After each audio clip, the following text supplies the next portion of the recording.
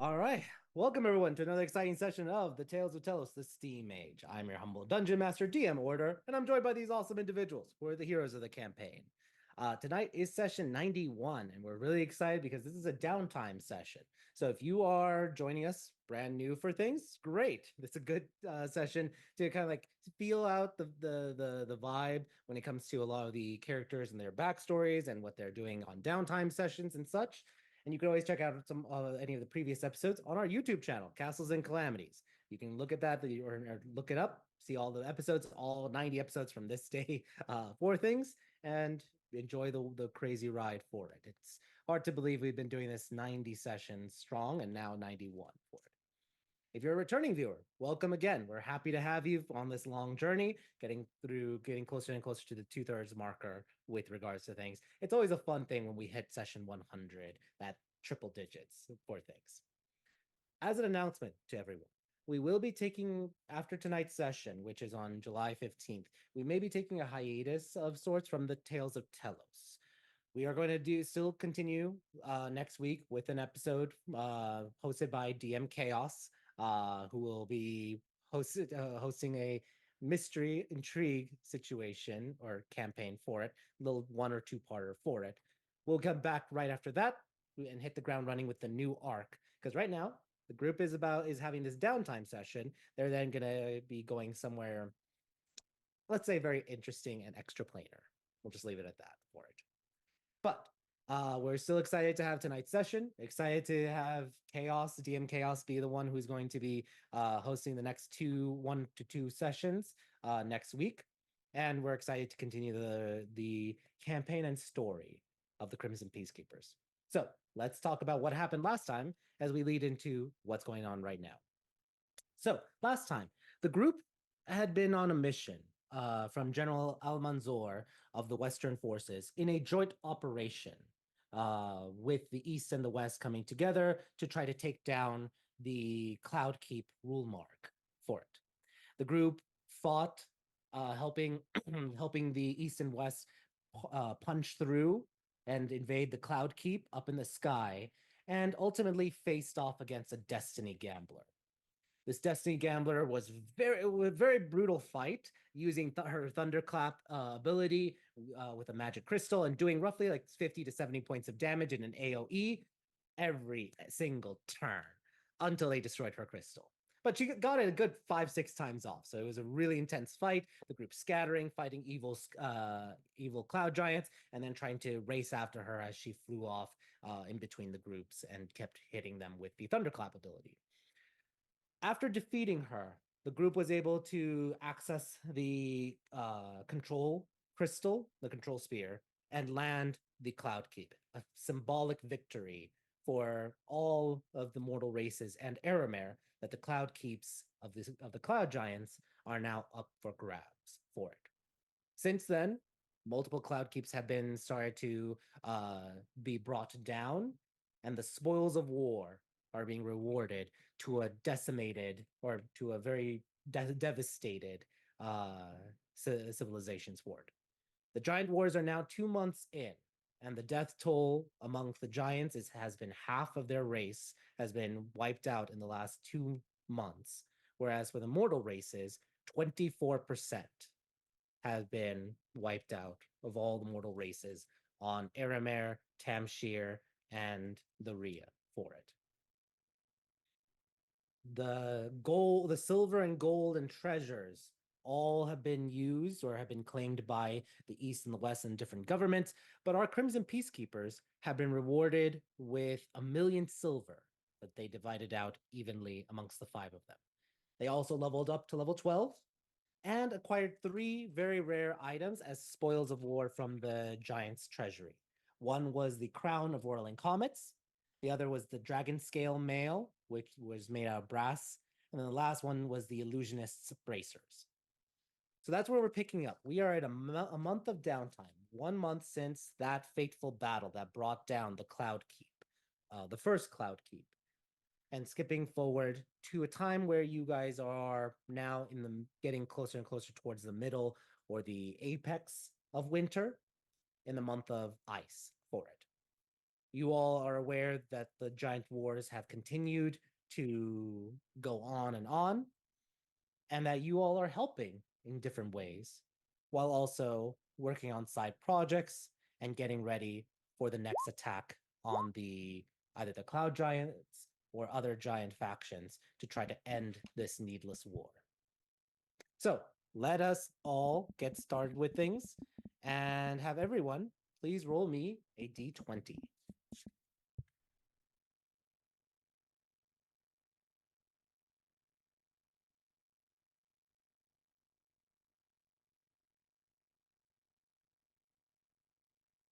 All right.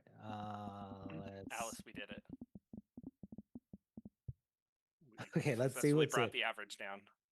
We brought the average down. There you go. All right. So we got Erlon, who accidentally dropped from it. All right. Erlon with the 17. Chance with the 11. Lance with the 4. Alice with the 4. And Zanny with the 16. Okay. Rollies, please. Go ahead. Let's see. 8 and a 7. You guys. You guys. Your rolls are fun. All right, so Erlon's gonna be first when he comes into it. We're then gonna go to Zanny, That Chance, uh, that brings our average for all the rolls to 9.5. 9.5. Wonderful. Alice will be fourth, and Lance, you will be fifth for it. So we are Erlon apparently is having some technical difficulties. We'll get to him in a moment. But let's go to let's go first to the group before we officially dive in and just ask certain questions of it. First off, what's happening to the three very rare magic items? We ended last session with, hey, this is what you got, but we didn't decide who gets what for it. So we're going to go through them one at a time. First off, the Crown of Whirling Comets. Is there a decision, a consensus of what you guys are, or and this could be a group discussion right now, what you want to do with it? The crown gives a lot of ice abilities for it. It is attunement, but it gives a lot of cool ice spells and magics for it. It also has it is a very rare magic item, so you could do if this is not something you want, you could sell it and get the liquid money for it, or you could, as Zanny has this ability and this option, go work with the arcane laboratories and basically destroy the magic item and gain some mana that can be used for other magical applications. They will get a cut of it. Nothing's going to be done for free, but that is also another option that can be then repurposed and reused for a new magical item. So those would be your three options. One of you uses it, one of you sells it and distributes it back to the group. One of you uh, basically liquefies it. Or you could potentially, as it was raised during one of the private discussions, reach out to the Rhea Empire and try to arrange a trade of very rare magic items. As one of the royal family members, the former Empress Furia, does love her cold magic items. So, with that being said, open the floor. What is the decision for the Crown of Whirling Crowns? You know, I feel like it's got some use, but it's one of those items that I feel like it's got some use. I don't think any of us will end up using it. Yeah, it's got some use to the right person, and I don't know if we're the right person. Yeah, yeah, I'm of an opinion to either back pocket that one for like if one of us needs it in a pinch, or we just melt that one down. Use it for some enchanted materials. Make the next round You of said crafting a lot cheaper. you said maybe reach out to the Empress down in the Rhea to see if she would be interested in it as an option too. She might like the crown. Uh, there's also I know some people down there that might have an interest in the dragon armor. If we want to get rid of that too, we might want if we wanted to trade that off. We're gonna pause. This is intervening just because Erlon's not here. Um, he is slightly interested in it, So let's wait till Erlon comes back before we talk about the dragon scale. Yeah. Just put that there for a pin in it. Sounds good. Also, I was also. Oh, go ahead. I was gonna say, also Furia would probably take the dragon scale armor just to give it a burial. Yeah. True. So we'll see I what was- happens for it. But hey, so you guys could use it. Get that extra AC and a fire resistance. But also, I Good. did have a question about the crown, Mm-hmm. but not for you, DM. no. I- Um, I know Elon has expressed interest in the armor, but why not? I mean, I know he's not really a crown man, but he spends a lot of time on the ground for a person who doesn't have a lot of walking. What if he could fly? Mm-hmm. I mean, I did consider that, Yeah. but I think there's other ways to get him the ability to fly that are cheaper. He'd be beautiful. He could He be can't- beautiful. He This can't could work. cast any of the spells. Yeah, But- that's the one thing is while he's angry, he can't do any of it. I mean, that's why I was just thinking, like, I don't know if there are ways to get him to fly that, don't require him using up one of his precious attunement slots. What if does he have one open? Well, he might right now, but Yeah. just in Well, then general. that could be like a future. We figure out a flying thing for Elon, and then get rid of this when we figure it out. I mean, that just kind of falls into back pocketing it. That just Oh, feels like a yes. back pocket kind of situation. Used it till I we mean, don't. also, we could figure it out in 10 minutes if we went over to the flying shoe guy. Okay. So quick thing, Erlon looks like his power went out, so he might be a while to come back into this. Because two of the three items are things that one of them he was interested in. This crown is something that you guys are like, hey, he could potentially use for it, and validly so. Let's pause for those two and let's just go straight to the illusionist bracers. This feels like it's I already know I know the answer, but are you guys keeping the illusionist bracers or are you gonna sell them? Well, or those we trade need to them? hang on Depends. to. Are we going to have to rumble for these? Alice is asking the group or the DM or like the gods. Both. Is this like a fight to the death type situation? Do they do anything for anybody besides Alice? I mean, Sunny? Chance? yeah, they do something for plenty of people. It's. I thought it was a warlock only thing. Oh no, it's So if no, you do the magic. illusion bracers are for anyone, any spellcaster. While wearing the bracers, whenever you cast a cantrip, you can use a bonus action on the same turn to cast the same cantrip a second time. So a wizard could cast Ray of Frost twice. Once as an action, once as a bonus action. So Yeah. technically any spellcaster can do it. But it's going to be probably best for a warlock. It would. I mean, it turned it turned Alice into an Eldritch Blast cannon. It would turn Chance into an insulting machine.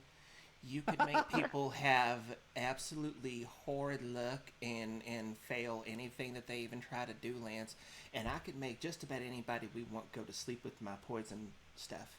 So I mean, it's really good for any of us if it depending on the situation we need. But honestly, by default, it makes Alice an Eldritch Blast cannon, and that's kind of Have you seen what she does with those? Those things fucking hurt. Yeah. Miss a lot. But if you can shoot twice as many, then you'll miss half as much. Yeah, if you're already missing Or half of them, you just shoot something twice like as that. many. Yeah. Math. I Yeah. do it by high accuracy. You just do it by volume of fire, girl.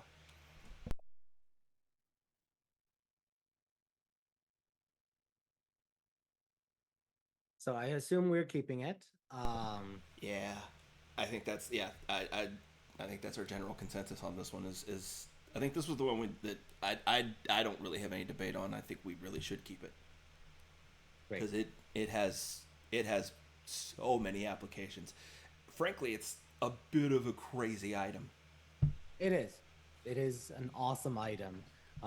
It is very rare, which I'm like, okay, that's balanced, and it's attunement. Okay, that's Yeah. balanced. But it is really a crazy item for it. That's why he groaned when we rolled the dice and we hit that one. Yeah, it's You picked that one, Lance. You're welcome. welcome back, Erlon. All right, we got Erlon. Welcome back. So let's continue then the debate. I'm gonna say, Alice, add to your inventory the illusionist bracers, and you can equip them right off the bat. If you're, it seems like you're the one people are gravitating to keep the illusionist bracers. All right, let's talk about the items for it. Wait, Alice, you unmuted. Did you have something to say? No. Okay. I was gonna say I will gladly.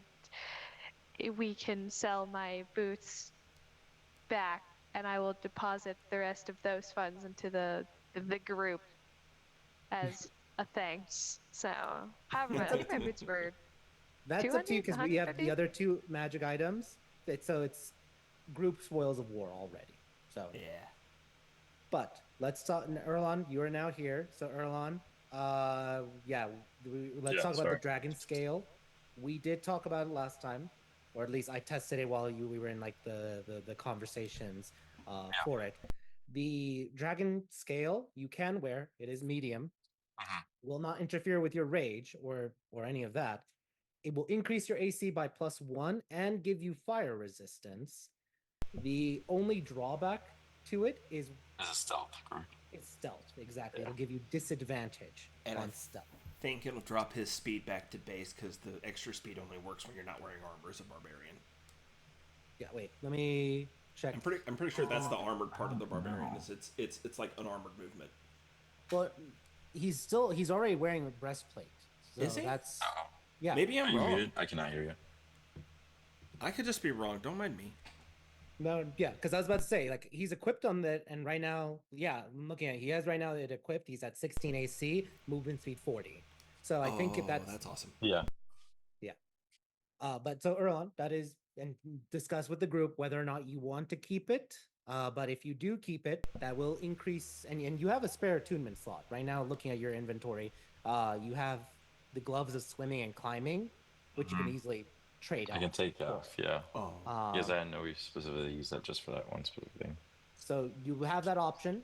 Mhm. However, Chance did bring up a potential, or Chance may have heard about the sympathies of the former Empress Phyria of the Rian Empire, and how she knows that a lot of dragons do not care for their body parts to be worn as like trophies. And so she may be willing to compensate you so that she can give that dragon scale armor a proper burial. So that's another option if you guys want to either sell it to the RIA or try to see if there's something that could be traded from the RIA, which would be me just making one of you re-roll the dice again. Gotcha. So, Erlon, do you have any interest in the dragon scale armor? You'd be wearing brass scale armor going forward. Or I mean, no? it would be nice. It would be nice. But I mean, if it's going to, I guess, cause issue with Chance, maybe not so much. I don't think it was Chance per se. I think it was Chance's previous character in the Yeah, first she would. campaign. Yeah. Fuck Also, that. I don't care. it's No, it's we're not taking it. Chance yet, but I don't know. Once we have a dragon in the party, I don't know how he's Once gonna we feel have a about dragon in it. the party, there's no dragon in the party so far. Oh, wait a second though. Hold Would it up. not also make Hold Eloquent on. mad? That's what I was just about to say. Uh-huh. So Eloquent is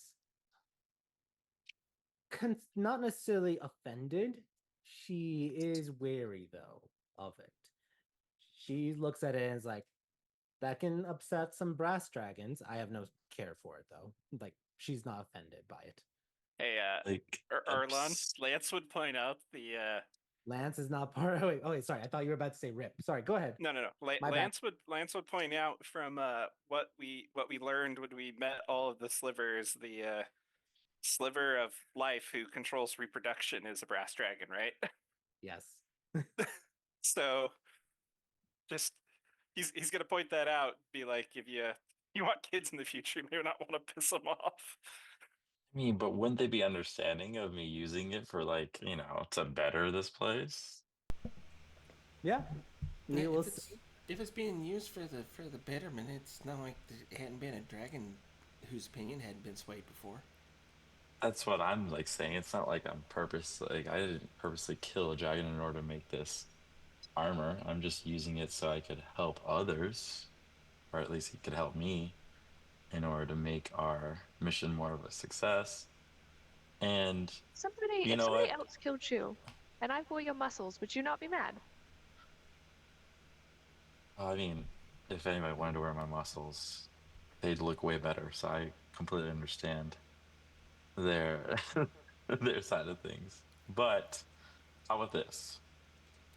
Maybe I use this just for, this main quest of ours, and then I give it the proper burial. I could promise that to people. Yeah. If you want I to do mean- that after. Oh, sorry. Go ahead, Zenny. Makes sense to me, and um, it's not like it's not like my aunt's going to know unless we tell her, and then we'll just have it buried, and then we'll tell her. Yeah. And I'm not brandishing this like as an, like a trophy of some type. No, I'm literally using it as a tool in order to, it ain't you know, it ain't someone you succeed. killed. We found it, we got it, and you're using it to honestly kill what would have been their enemies. So I Yeah. mean, if it were weirdly enough, honestly, if it were one of their chromatic colors, if it were like a black dragon or a red dragon scale, that'd be a little bit weirder if anything else. But in this sense, you're wearing the armor of somebody that made out of someone that did what you're doing. So like you're doing their work. Yeah. I mean, just not related to whether you should or should not, but I'm not. I mean, like on the one hand, when you think about it, yes, I suppose uh you're doing what they would do, but also very rarely are these ethically harvested from like a dragon that naturally died. Whereas people were up until a few hundred years ago, they were hunting chromatics. They weren't supposed to be hunting metallics. Yeah. So, all right. Now, with that all said, because we do have a Well, lot. it's easy enough to find out. We just pay to have someone do legend lore on it, and uh, they'll be able to tell us how it came about. We'll get, if nothing else, the origin of the armor. I didn't say it had to impact whether or not you use it. Just sort of as a when you're thinking about like, oh, you're carrying on their legacy. Well, if somebody killed them and made them into armor they didn't want to be, that's kind of counterproductive. So if it's all right with you guys, can we just hold on to it for right now, and then I'll think on it, I guess. Sounds good. That's fine. Sounds good. The moral values. So, another one item that was obtained was the crown of whirling comets. And it was an idea was brought up with you, Erlon, that you could potentially wear the crown of whirling comets just for the flight ability that it offers. Because it does have that star flight ability.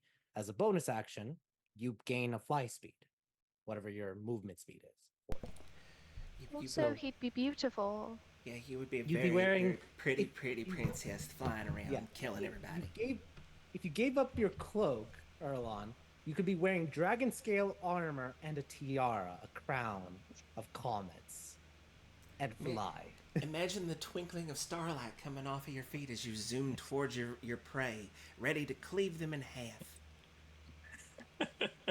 This is where Walt Disney got the idea for Tinkerbell. God. Tinkerbell wishes. Or again, the voice of practicality. You could buy some boots that fly, and we could have 500,000 silver. Yep. Fair enough. Are I'm fine. I'm fine with us giving away the crown, even though it would be apparently so beautiful on my head. But not my style, guys. are So the just medic are the boots of flying attunement? They are attunement, but the Okay. broom is not. Oh, What would you want me to burn?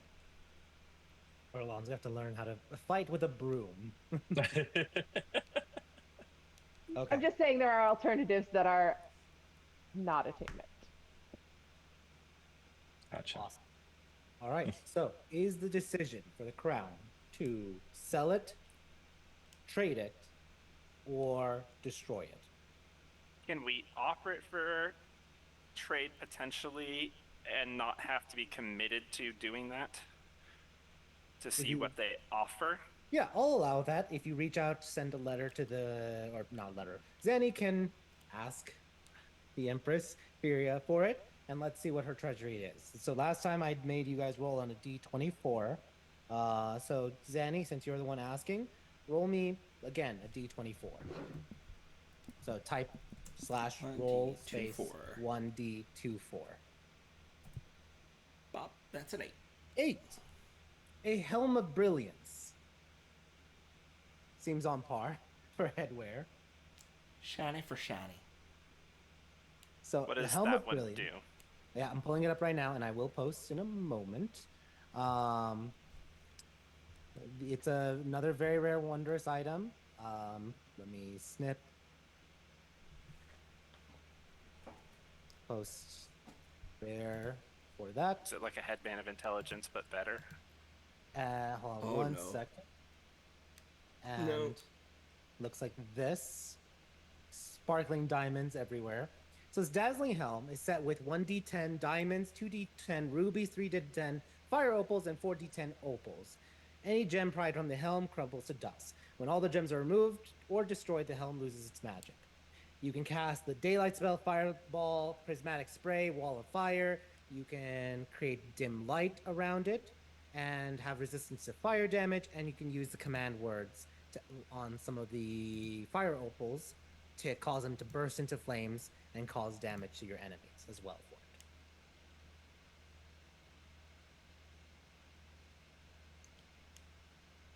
So a very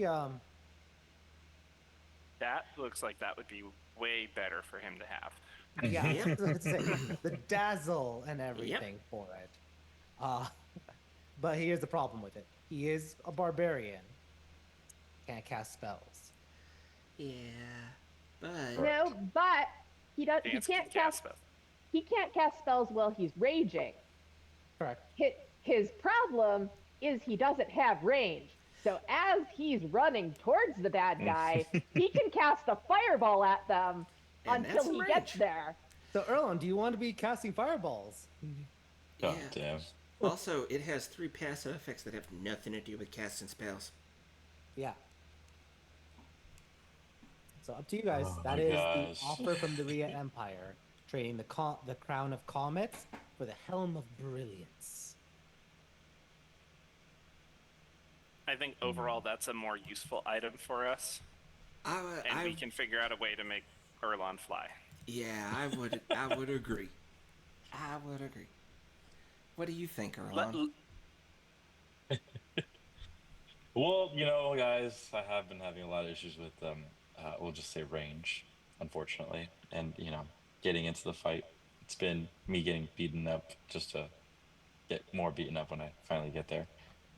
So I mean, I'm always down. You guys know a little bit more when it comes to this stuff.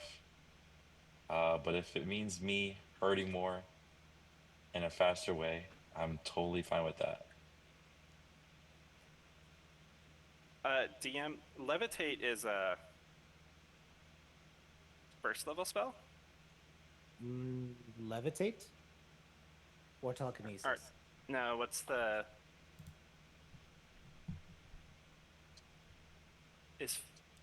Is fly a second level spell? Fly is a third level spell. So that's an uncommon. Yes, the boots of like uncommon or scroll of fly would be uncommon. I do have a question about the helm, though. Okay. All right. I mean, it does have the passive effects, but the active effects, according to the beginning, are consumable. Mm-hmm. Yeah. Would it be possible for Zanny to like periodically repair it and put new gems in for a cost? I don't know. I'm like, because it's designed to basically eventually break down. Repairing a magic item, I will allow it, but it's going to be a DC 30 check each time to full up the helm each time. Is it Arcana? This is going to be her crafting ability, which This is a Zanny, I thing know I is can different from your Arcana, because I know yours crafting ability is higher than your Arcana. Yeah, currently I'm sitting at plus 17 to that. So. And yeah, ask a bard. Yeah, you'd have to roll probably like a 13 Yeah. For it, and use material components to re-up it. Oh, that's not a problem. The material components is okay. Like, I know, but I'm just being fair. I think that's a fair interpretation. No. I agree. Yeah, I just want to make sure I am a fair and kind DM. But rules are rules, but still fair. Yeah, I can hit that. Yeah, I can hit that. All right. Well, it looks like Erlon's getting 2 very rare magic items, and Alice getting one. He's getting a Helm of Brilliance. A Spoddy. And brass dragon scale armor.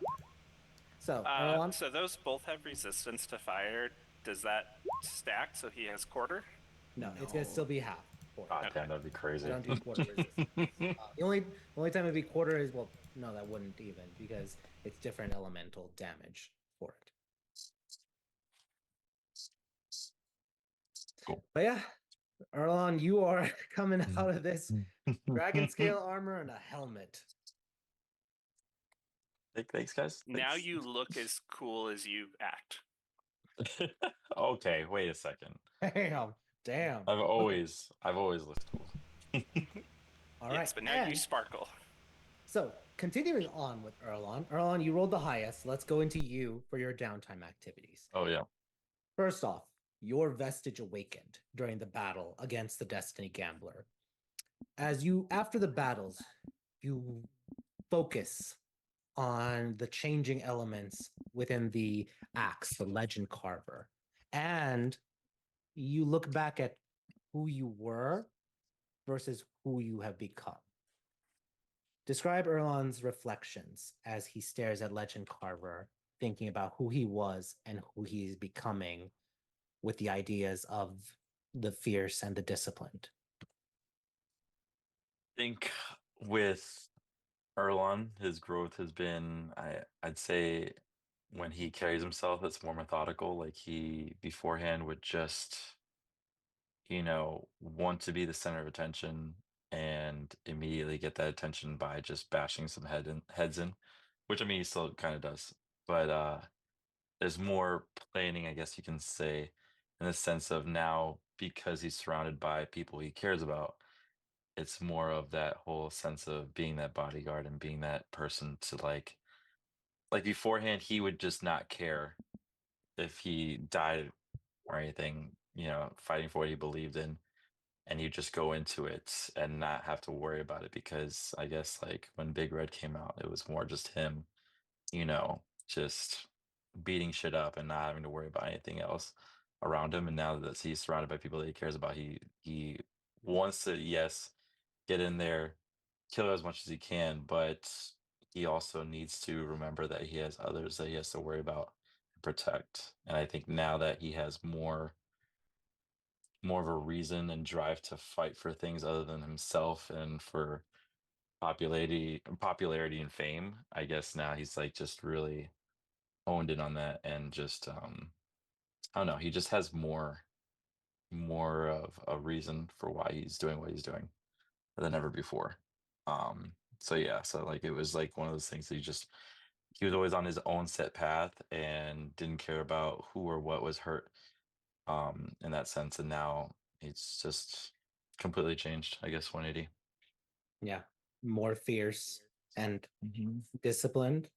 How would you Yeah. say Erlon has become more disciplined? I know it was mentioned last time, but just we're Yeah. recapping. Oh yeah, Go yeah. ahead. Recapping wise, so just with that aspect of the whole religion aspect of things, and seeing like how he, if he wanted to get certain things done, he had to, I guess, not plan ahead, but more like just, I don't know, like it was like with the religion stuff, he realized that that was necessary, and in order to do so, he had to constantly like focus on that and keep pushing in that sense. So he became disciplined in that way of like, okay, if I need to, like, it's almost like he compared it to working out wise. It's like, if I want to get better at this, I need to keep at it. And it was the same thing with like the whole religion aspect of things. It's like, if I want to keep at this specific thing, then I need to keep going and keep doing it until until the day comes. So yeah.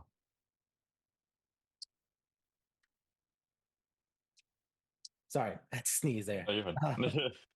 As you do so, you have chosen, as we work together for it, when the next you wield Legend Carver, but without even having to pray at all, lightning arcs from its blade, having now 2d6 lightning damage.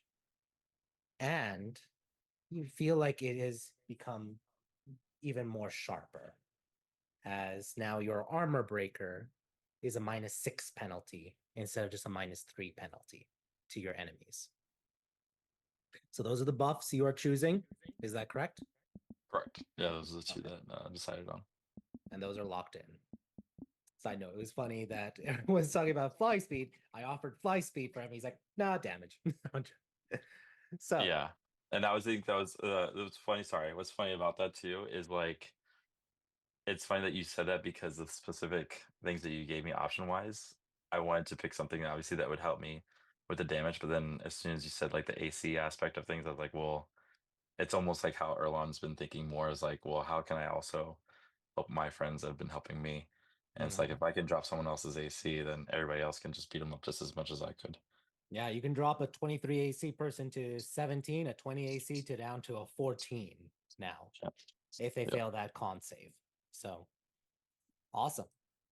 All right. You also spend your downtime working out a lot. What are you focusing in on your workouts? A little legs at this point. Uh, honestly, Well, no, it's a specific feat instead of no, yeah. EC. Go ahead. Oh no, you're fine. Oh my god, what did I say? I freaking said it. I remember. I forgot what the heck I specifically put. All right, I'll go back. hit you with I'll it. help you. Yeah, with you have to that. hit like Discord. Hold on, I'm looking at Discord right now. Let me just pull The this. feet wise, Great Weapon Master. I think it was Great Master. Yeah, yeah, Great Weapon Master. So that way you can do I already an- actually put it. Yeah, Great Weapon Master. That way you can take a -5 penalty to hit, but do plus Yep. 10 damage. That's 10 damage. Yep. Melee So- sharpshooter. Basically, sharpshooter. He's gonna be on par with damage output like Zanny for it. So describe your workout. How would Erlon's workout regimen? Because this is what you're spending that month of downtime to get that feat. You're not hunting giants. You're helping a little bit, but you are dedicating to getting a feat in 1 month. So hours of what kind of training?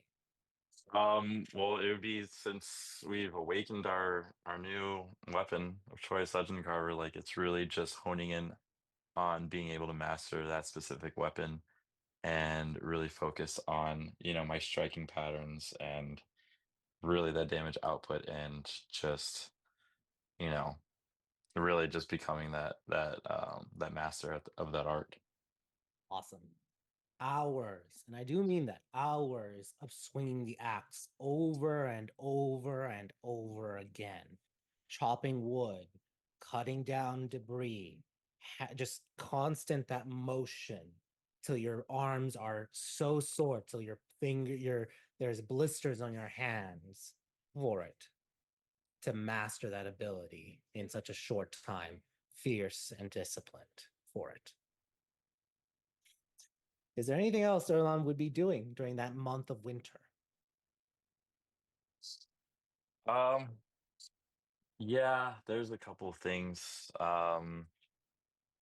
It was mainly going to be focusing and finding out, because we basically said that Bruce is kind of taking a hold of like trying to figure out the future of the new gym, correct? Prior, like way Yeah, back when. Okay. yes. He Uh-huh. Red Bear Gym Mm-hmm. will be officially opened this month. Okay. So Okay. yes, he is Okay. helping.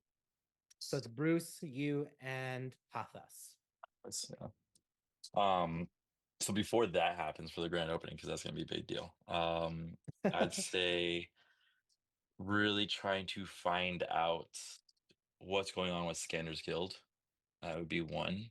If I'm able to at least find out something like a news outlet, or if I'm able to somehow contact somebody from Scanners Guild. You are to s- absolutely. This is a month. You have access to the fortress. You just go right directly to Jeddah, and you go right towards the Skenders Guild.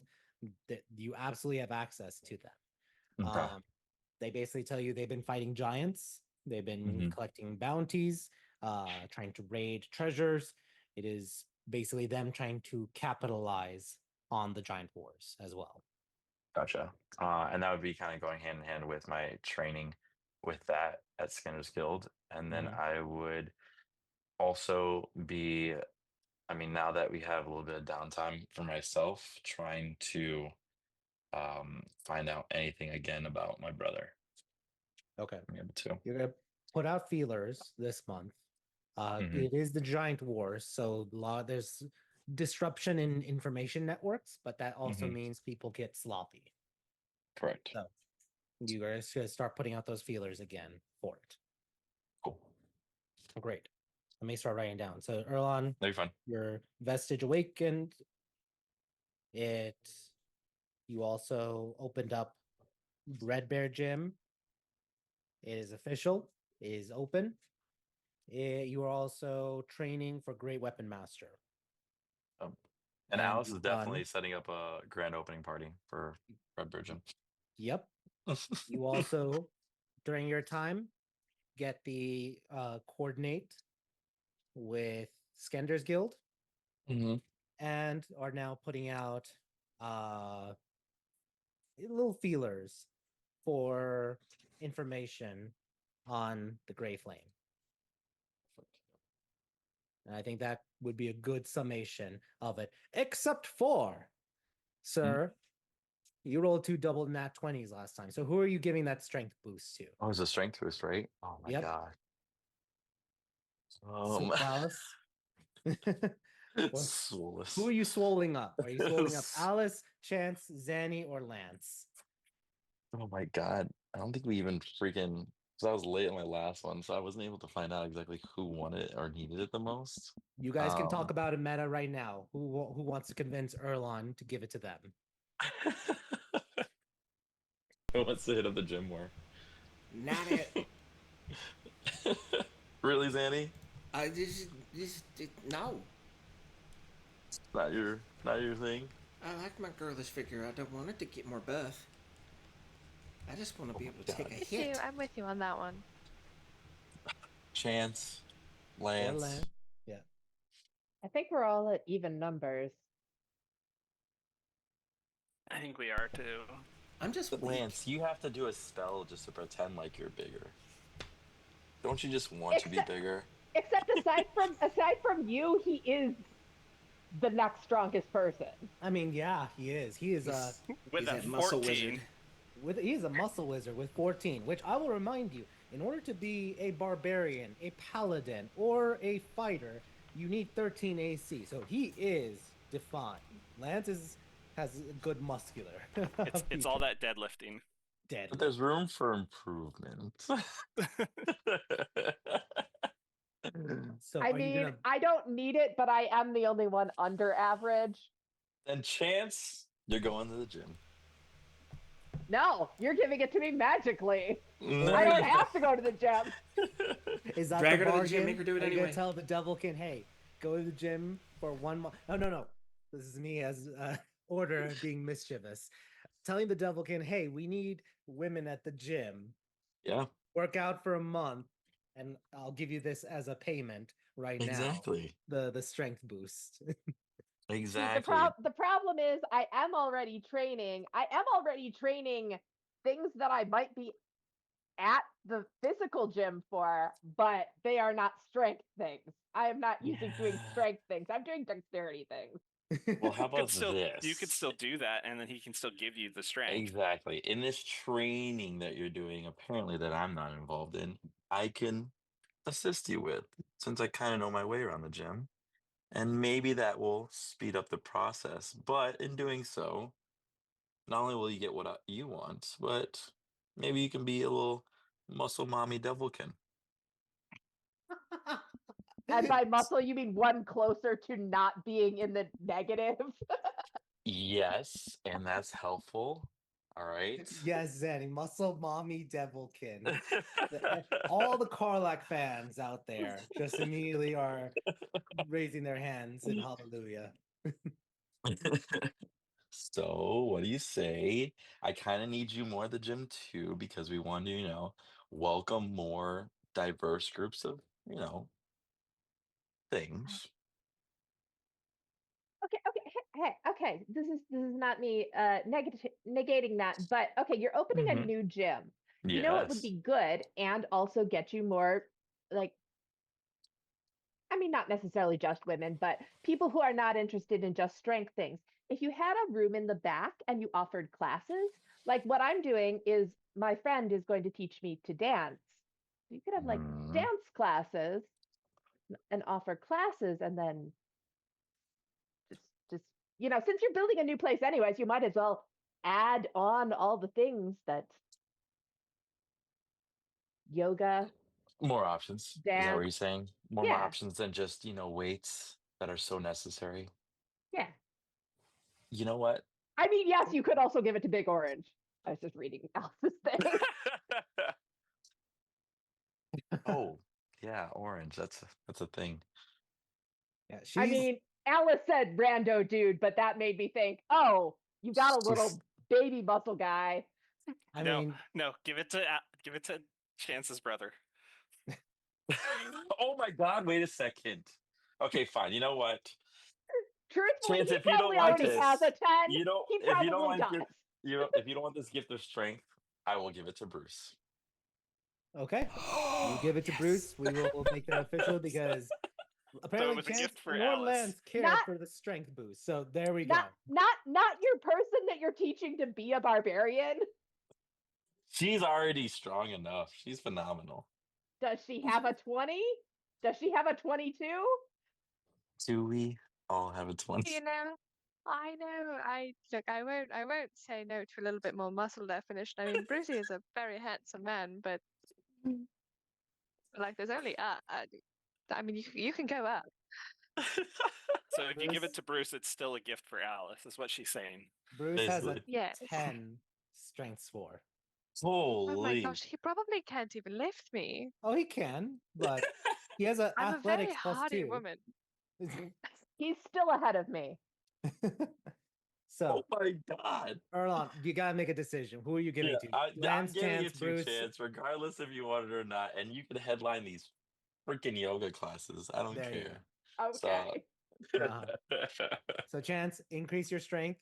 Erlon, you give her, you do the handshake, and you feel the ruby energy arcing into her and giving her this strength and this definition. Mm, so All much right. definition. Any last thing before we move on from Erlon Fort? Oh, that was great.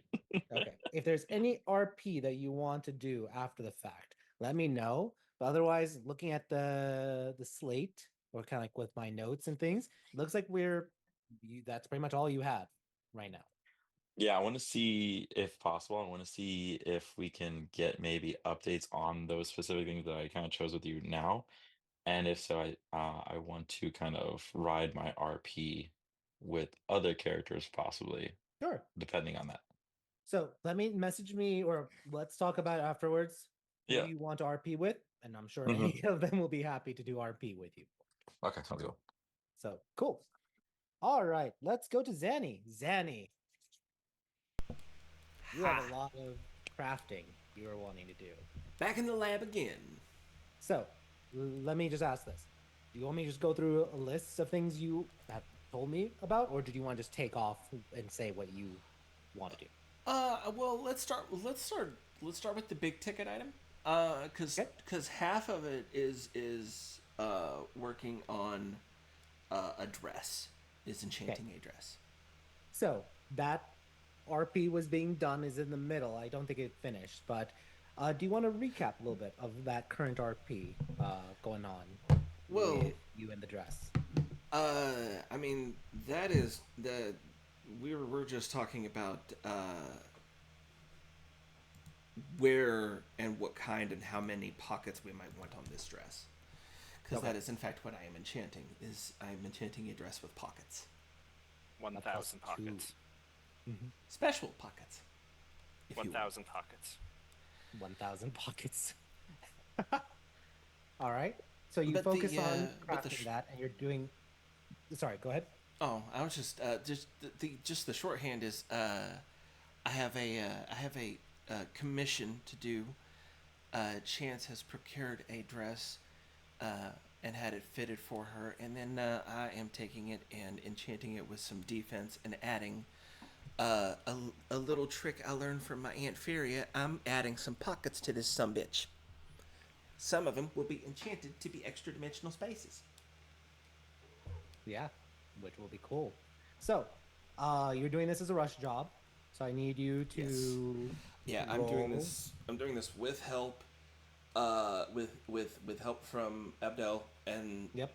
and then I'm doing it as a rush job, so having again because of Dreammaker, so it Yeah. takes it down to 2.5 hours or 2.5 weeks. Yes. And it's a rush job. The DC we calculated to get you primarily calculated and I reviewed was 30 because of the rush job with everything. Yeah, 25 So for a very this rare is item going to plus be 5. this is a very rare item, right? Yep. Okay. So And DC Chance will 30. inspire you if you need, if you can. Hondo percento if possible. I will allow it one time. Like so you can't just like constantly do like the inspiration for every single thing. But this big ticket item, I'll allow it though. Right. So go ahead right now, roll with advantage and a D8. And this is it. Because there's no other buffs other than this. Yeah. So go ahead. All right. Because this is a If this 2.5 if this is after we leveled up, actually it's a D10. Oh, we're good. D10. Well, roll that D10. You need a 2. There it is. And you literally got that 2. What did I say? Because if you got a 1, that would have failed. So congratulations. Mark off the materials. And you have crafted a rush job. A very rare magic item. There's a lot of long nights of like Zanny will after Zanny stays in the lab the whole day. She does her like morning training and her afternoon training, and then the rest of the day she just goes to the lab. Comes out long enough to make lunch, leaves a plate at Lance's door, knocks on the door to let him know it's there, and keeps walking, and just goes back. And that's what she's been doing for the first like half of this downtime. Yep. The other part of the downtime, or sorry, do you want to continue or do you want me to start? Don't want to talk over you. Oh no, you're good. You're good. The other big things that I want to do is I wanted to keep on training with Geith, and I'm again putting in a request to return back to the RIA. So that request let's ahead. talk about that request first. Is approved, especially because of how things are with the giant wars and everything. You are able to secure a quick trip because you also know that there's no like lollygagging. The war is still on, and you have Yeah. things to do. But you're able to at least you go to the RIA for like a week if you want, Yeah. especially because you said you want to also visit family and you want to collect a pelt, correct? Yeah. While I'm doing the enchanting, I am organizing the travel logistics of it because like I'm getting the permissions to go, but I'm also doing some travel logistics back home with Grandma Ellie to make sure that the Silver City, like that I've got like a travel visa to come back to the Silver City. The Silver City is gone. Remember that. Oh, The that's new right. Silver Yeah, no, City it's got the city. blown It's up. the city itself is gone. Yeah, So they're we'll have to. rebuilding it again. Uh, Third iteration. the estate. Okay, yeah. And the estate had been was the estate destroyed? I may not be able to go back. Yes, everything that was in the new Silver City is gone. A lot of the people are relocating to Tirnov. I'm not going back then. No, not to visit No, I family. can't. Well, I can't. My link back home was a transportation circle that was in our house, I see. so I'm not going back now. I will say you are offered just because of the hero status and you coordinating also with the RIA forces and everything. A gate spell can be opened for you to allow it. Bloody hell! All right, yeah. Yeah, trying to again like war times, very tense, but Aramir and the Rhea are definitely working together, especially if the cloud giants or their cloud keeps are near the borders. They're not gonna be like, Oh oh yeah. yeah, we chased them to the Rhea, they're your problem. Or the I'm Rhea like, hey, we're chasing it to Aram. No, they're both targeting. So there's more communication during yeah. wartime. I'm down. I'm down for a gate spell. Just didn't know that was something that was at disposal. Yes. So this is a rare thing that is being authorized, but you guys are heroes. You helped take down the first Cloud Keep. You're getting a lot more of that political pull Okay. right now. I can see myself back too. Yeah. So there you go. You visit, you get the elk pelt, you return back. That now you're also gonna then consider time with Geith. What were you at with Geith before? Let me check my sheet. I had it updated. I am at 20 miles in 2 weeks. Okay. You're not Because that's because doing a we were at whole 10 because the last time we had trained, you said that I had advanced to 10 and 1. And then when I pulled my notes up, I realized that I already had been at 10 and 1. So we had decided to go to 20 and 2. correct. So you are able to increase the range again. So now it is roll me an intelligence check.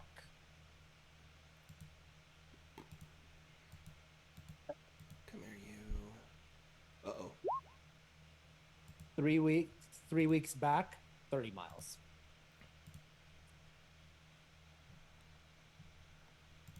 So All right. you are slowly because you're not dedicating too much time because you have all these other projects.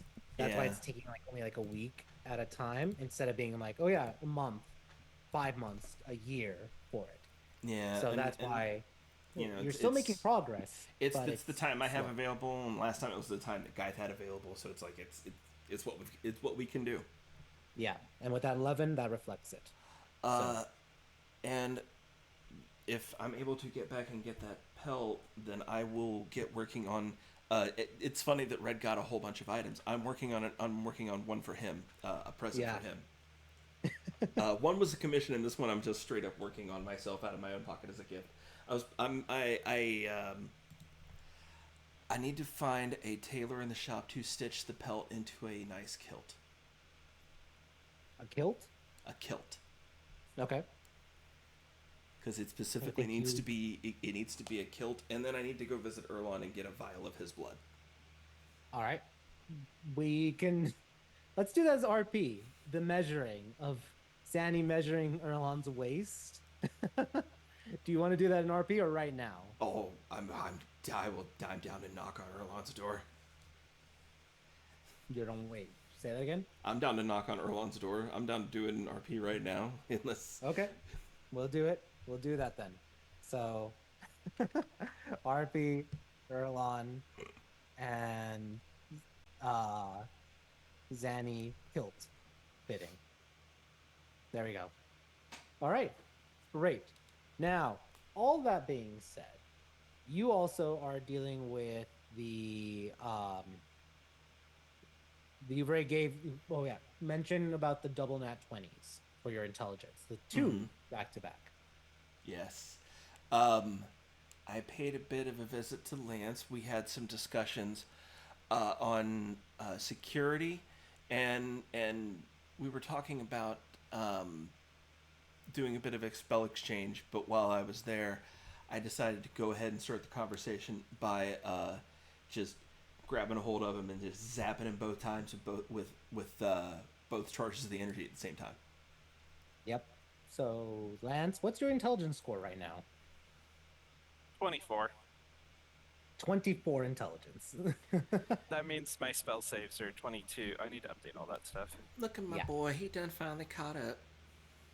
I was winning the goddamn 24 intelligence. Yep. So, awesome. Now he ties me. All right. So, what I need from you then, Zanny, before Yes. we'll go and see what other things you want to do, but what I need is, with all that in mind, how much Yes. actual crafting are you spending on any other potions? I need to know, like, that you'll post in your RP chat that I opened for you, like what other things, if you're able to do any other things, because I also know you're going to do that kilt for it. So let me know if kilt takes up all your time, or if there's still a little extra that you're able to craft any potions.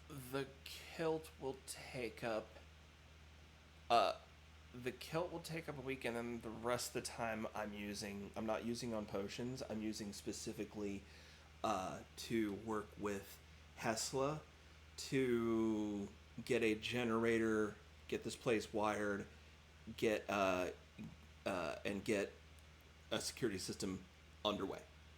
That's Okay.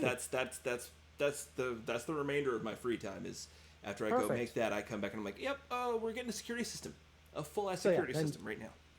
Excellent. So 2 things. One, I want you to post in the RP that I opened for you, just the items that you're crafting, the dress with pockets and the kilt. So that just those 2. That's all that's needed. And then let me pull up the shop manifest really quickly. So Okay. shop that's in Zarek. I had done an estimate on it. Oh, and by the way, for those watching and listening, the kilt that we're talking about, this is a magical kilt that is attunable only by barbarians. And while you're wearing it, if you're using your unarmed defense, it goes up by 1. And depending on the type of material it's made out of, which in this case is the elk, if you spend 30 feet running towards somebody before you hit them, while you're raging, you do an extra d6 of damage. Yep. So that it is a really sweet one for it. And just remind me, it's attunement or non-attunement? This is attunement, and it specifically requires attunement only by barbarians. They're the only class that can use this item. That's why I need Erlon's blood. Yeah. All right. So you didn't get a quote last time you went to Elderberry Works. You're going for their competitor, Hesla, I am. Hesla Electric. So let me talk about the security systems first. So the first security system is you can get an arc pylon, which basically is a lightning bolt, just literally a machine that just shoots a lightning bolt at anyone that does not have like the right credentials. Right. So you can literally put that like right near the beginning of the entrance, and anybody that tries to enter is gonna get hit with a lightning bolt repeatedly. And while I have them, because that is the exact thing that I'm thinking of getting. How many of those will feasibly run on one generator? So that's gonna be the other thing. So if you're asking for one generator, or are you asking to fit the entire fortress with electricity? Yeah, we're probably looking at something that can output enough power to run the fortress, and a second one for the defenses. So, I will say you're basically installing an electrical system, a grid in the demiplane for it, for the fortress. So if that is the case, and this will be, they will also use the lake, like the water system in the lake, to have that like watermill, like hydroelectric plant there for it. I would say you would probably, the initial cost, I'm gonna just say, is 200,000 silver, Okay. and you will have electricity that can power multiple defense systems, Okay. as well as have electricity in the entire fortress. Sounds good to me. So 200,000 silver. Done. I'm saying it really long because I'm adding extra zeros to this amount. Done. So are you? Is that a yes or? Yes. Okay, That is so- done. The gold or the silver has changed hands. I have removed it from my inventory. Perfect. So you sign the contract, you get them, and they are going to start working on it. This is something that is being done with a lot of electricians coming in, being verified by you guys, making sure there's no infiltrators, and they are installing electrical wires, copper wiring throughout the entire fortress. I for it. do. I have two stipulations for the contract, and I'm willing to pay extra if it's a requirement. Okay, what are the Because two stipulations? There can never be more than 3 workers at a time, and they must subject to a modified memory spell after leaving. Purely to remove any memory of the location of this of where they're doing their work. So, point of order, question for you. You have a teleportation circle. Yes. You don't need to know exactly where it is if one of you is casting teleportation circle into it. They don't know any of the entrances. If we do use the circle, yeah. Yeah, we'll Yeah, we'll use the circle.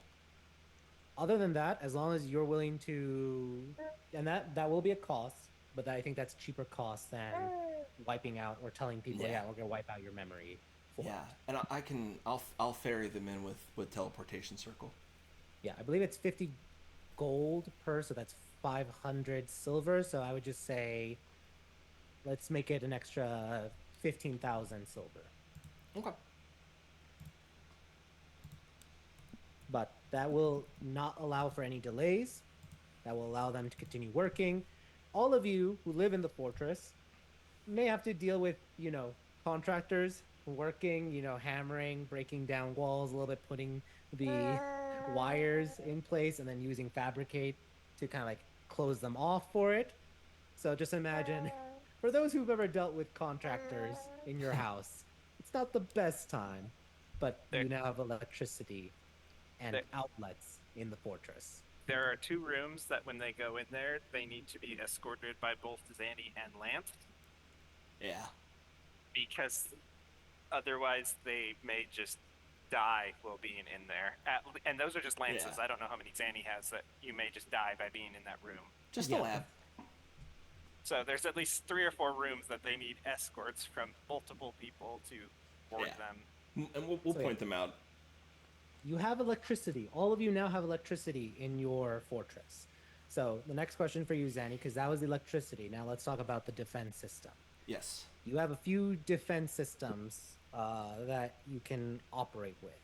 You can do the arc pylons, which sustainability can have 3 arc pylons connected to the grid without blowing any fuses. Okay. That is 50,000 silver each, and they will basically keep every turn firing a lightning bolt. What do you think, Lance? Because I was kind of thinking too. Pause for one. You also have the magnetic lock security system. So you can automatically lock doors with the magnets onto it if people don't have the right security cards as well for it. So that could be another alternative. Instead of zapping, hey, also have magnets on top of things. So those would be like the 2 systems is either, or actually the third one would be a magnetic alarm.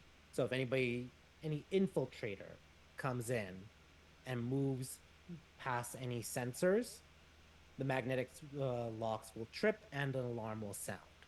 So those are your three options. You can have any combination of the three, or just have only one of them and just triple it. Wait, can we talk about this as a group? Yeah, go ahead. Right. The zapping, is that automatic or is that a choice? That's if you don't have clearance, it like anybody that's supposed to be here would just have. We just give them things that we give them a little item that says, "Hey, I'm supposed to be here," and if you don't have one of those and you come in, it shoots you in the face. I am hesitant with that, with the number of like small children that we have coming and going. One That, of them is you know, forgetful. Yeah, and they get or moved in or a next week. or a friend from school that shouldn't be here but doesn't need to be killed. You could bring them back. It's fine. No. I'm pretty sure this would do some things that I can't bring them back for. I'm good. I ain't that good. I mean, I'm thinking, I mean, yes, if the harbingers show up, I would like to zap them, but I'd like it to be like, at the very least, we ask Oscar to push a button for zapping or something, Yeah. like. Activated.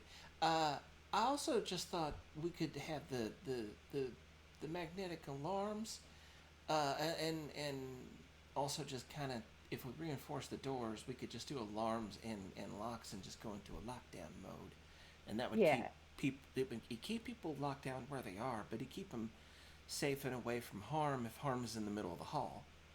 Yeah. Like I said, I think the zapping is cool, but I think we have too many people in here for there not to be an accident at some point. Yeah, that would happen eventually. People are kind of forgetful.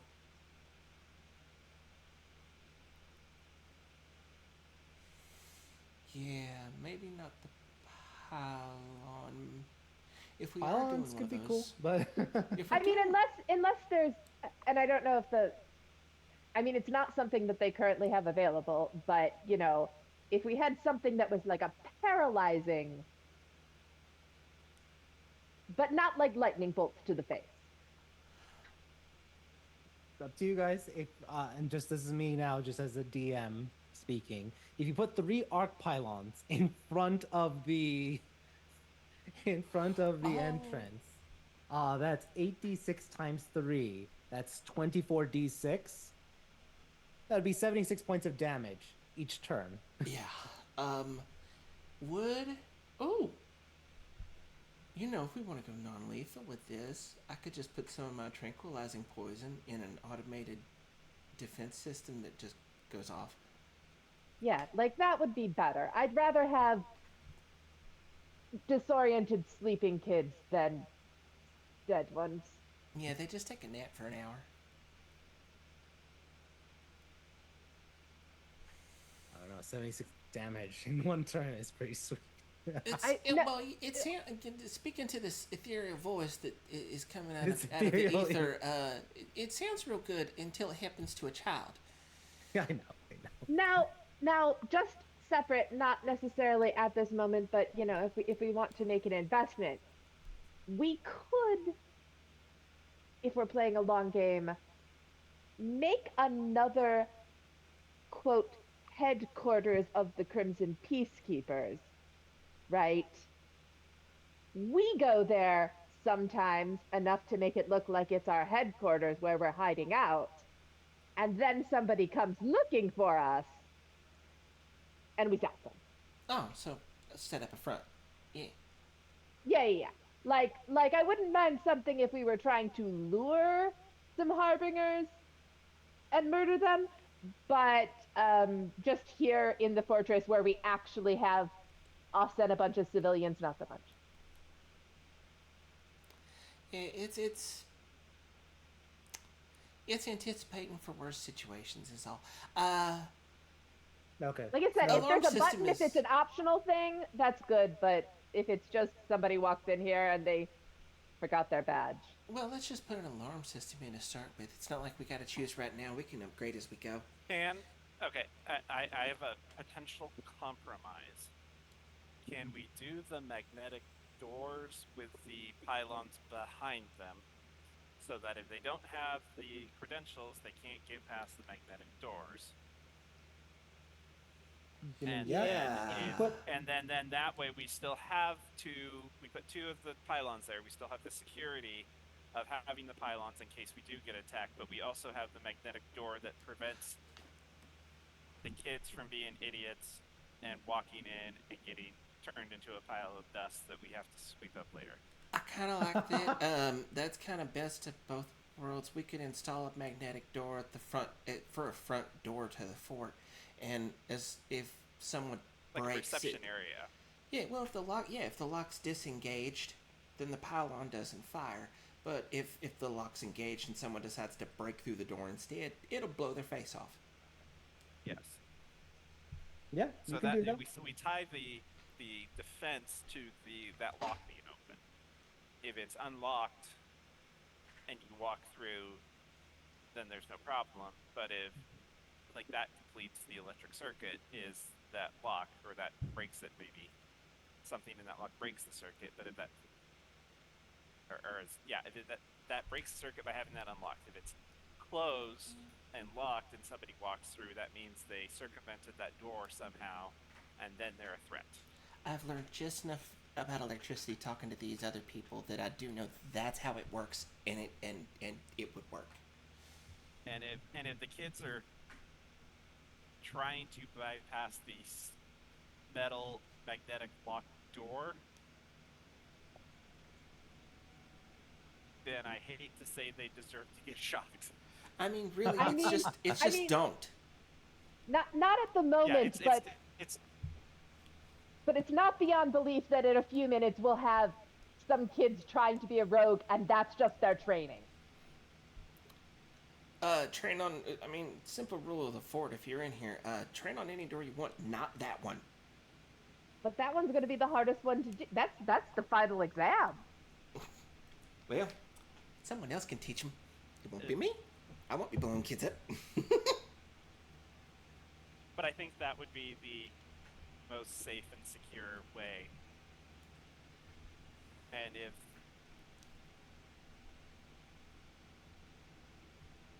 a kid gets shocked because they're doing something dumb, then that's a life lesson. It's a life. Yeah. Also, what we need to do then is to take and get a hair sample from each kid and hang it up somewhere, so we can use so I can true clone 'em. resurrection if we need to later. So is this a decision you guys are willing? Because remember one thing: you have electricity. You could put 3 systems in place with this, but each system costs silver.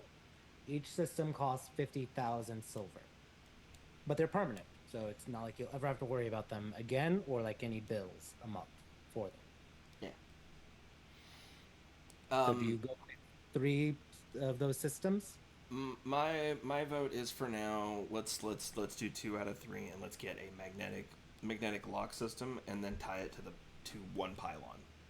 And Okay. and if we upgrade from there, we upgrade from there. But that leaves us room. Okay. At the very least, you have one thing shooting 86 points of lightning damage every turn until they try to destroy it.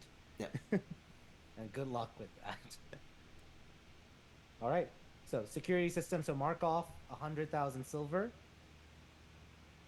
for mag, and now your fortress has magnetic locks and a arc pylon ready to shoot anybody that isn't wearing the right badge. Does it have to be an actual badge, or can it be something else? You're coming off a little low volume wise. Can you say that again? Sorry, I had to move into Camden's room. He was throwing a fit. Does it have to be a badge, or can it be something else that's harder to take off? Such as what? Like, what would you like? Like, can we tie the RFID chip to like a bracelet or something like that, so we can like lock it on the kids so they can't take it off? I'd say bracelet. You can do a bracelet. That's fine for it. I don't think that's an issue for it. All right, and Lance will make him look cool, so the kids aren't like, I have to wear this stupid bracelet. Everyone wears bracelets, and yeah, there you go. All right, Zanny, anything else you'd like to make records that you are doing at this moment for your RP? Golly, no, that's. I think that's about all she's getting. That's about all she's got time to get into. Yeah, you're doing a lot. Yeah. Zanny is doing a lot, but this is your character's time to shine. You're Yeah, doing all- this is what she does. Is she just does downtime. She's like, I have so much for this. Got it. Great. All right, let's go then. Next up, and this one, well, it's 8:06. Let's take our break right now. That way we're not interrupted for it. But when we come back, we'll start talking about Chance and some of Chance's activities, and we'll go forward from there. So Chance will be the next one up, then Alice and Lance to carry us through for everything. So I'll see all of you all. Oh, quick question so that I can Sure. decide what my activities are during break. What is the dates? Like, is it a straight month? Is it the 4th and then we're leaving again on the 4th? It or- is a straight month up till right now, Ice the 3rd. You will be summoned on the 4th. Okay. Because like last time we had a month, it was actually from the 8th to the 3rd, so it wasn't a full month. So yeah, that was This is technically a full month because we ended last session with the fall on the 3rd of 3rd of cold, and we're going all the way to the 3rd of ice for it. Okay. So cool. All right, see you everyone in about 10 minutes. Take care.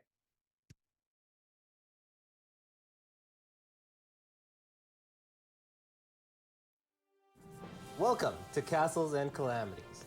We're an American Dungeons & Dragons actual play web series, currently running 2 weekly games, one on Tuesdays and one on Thursdays. Our shows started streaming in August 2023 and have brought forward hundreds of episodes full of incredible story, memorable characters, complex NPCs, emotional role-playing, and exhilarating combat. We have lore, we have heroes, we have magic, love, and wit. So let's dive in with a little special insight video about Castles and Calamities. Join us as we tell you a bit about our journey, starting with first who we are. We've gained and lost people along the way, but the 4 of us you hear today are 4 of those who helped create Castles and Calamities and have been here since the beginning. Gassan. Brian. Tim. And Aaron. Over time, we've grown beyond the original 4 and currently have 9 players spread out across 2 campaigns. We are a group of friends who started playing during the pandemic. A lot of bad things happened in 2020, but one of the good things that came out of it was the popularization of online campaigns. Our first campaign together started in March of 2020 when several of the original players met through a campaign they found on a Facebook post. After that game began to fizzle out, we wanted to continue playing together and started our own campaigns. 2 of the founding members acted as dungeon masters, with Gassan starting what would become the Silver Age and Brian starting a campaign called Singers. They're sometimes playfully referred to as Order and Chaos, respectively, because of their contrasting playstyles. The Silver Age is a direct prequel to the current Tales of Tellos Steam Age, and was a campaign that took place in a fantasy setting inspired by Renaissance Europe, full of mystery and political intrigue, as a group of adventurers journeyed across kingdoms and plains to combat an evil group called the Harbingers. Singers was actually an acronym, which is how Acronymic Adventures got its start, and stood for the Sigil Investigation and Neutralization Garrison of the Extraplanar Rangers. It was a fun and chaotic campaign that had each player play 4 different characters that traveled to different worlds to combat evil. It's not a direct tie-in to the current campaign, but is only a slight crossover reference, as the world of Heptagonia was one of the many worlds that the Singers visited. As those campaigns came to their end, we realized we wanted to continue their stories and keep having fun together. Not only that, we wanted to bring in new players to expand our stories, and we wanted to stream them so that we could share these vivid worlds with friends, family, and anyone who loves a compelling tale. That's how the initial idea formed for Castles and Calamities, and we launched in 2023 and started streaming our 2 current campaigns, The Tales of Tellos and The Acronymic Adventures. Gassan, aka Order, runs the Tuesday series Tales of Tellos. And Brian, also known as Chaos, runs the Thursday series, The Acronymic Adventures. Currently, we have weekly sessions for both campaigns streaming live on Twitch and uploaded weekly to our YouTube channel. The Tales of Tellos is a collection of campaigns that takes place on the world of Tellos. It is a large planet with 2 moons and has an extensive history of magic, heroes, wars, and political intrigue. The current campaign is called the Steam Age, and 200 years have passed since the events of the Silver Age. The Industrial Revolution has come to the lands of Eremer, a land of harsh deserts, lush oases, and bustling cities. New innovation and technology is pushing Eremer to grander heights. But for all of Eremer's industry and magics, civil war threatens to tear apart the mystical lands of the Sultanate. Neighboring nations seek to steal her secrets, and an ancient enemy seeks to bring about the end of the world. This is a story of many stories, with heroes, criminals, and travelers helping determine the course of history. The Tales of Tellos is a campaign set in a rich world with deep, expanding lore, complex characters, and of course, lots of actions. It airs every Tuesday at 6:30 p.m. Pacific Standard Time or 9:30 p.m. Eastern Standard Time. Acronymic Adventures is our other mainline campaign in a separate setting than Tales of Tellos. The current adventure is the Guild campaign, set in the world of Terrasol on the continent of Heptagonia, a continent shaped like a 7-pointed star with a wild creation story involving the literal tug-of-war of the continent by rival dragons. The land itself is ruled by the Adventurers Guild, and the players start in the academy that trains those with talent in an attempt to prevent accidents of unrealized potential manifesting into danger. The land has gone through many catastrophic events and is currently recovering physically, technologically, and socially, but there is always trouble brewing under the surface that sparks many an adventure for those brave or foolish enough to seek it. Guild is a campaign where chaos reigns. Magic, mystery, and fortune are out there waiting to be rediscovered. Are you ready to join the grand undertakings in Land Divided? Join us Thursdays at 7 p.m. Pacific, 10 p.m. Eastern.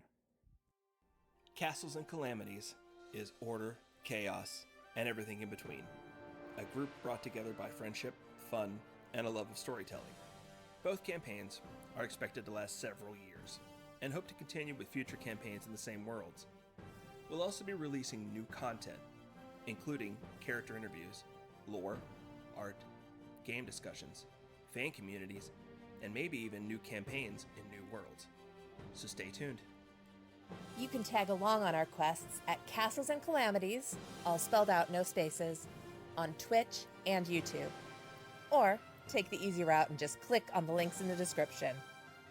We hope you feel like a member of the party, laughing, crying, and sharing in all our victories and adventures as you join us on this journey. Welcome to Castles and Calamities.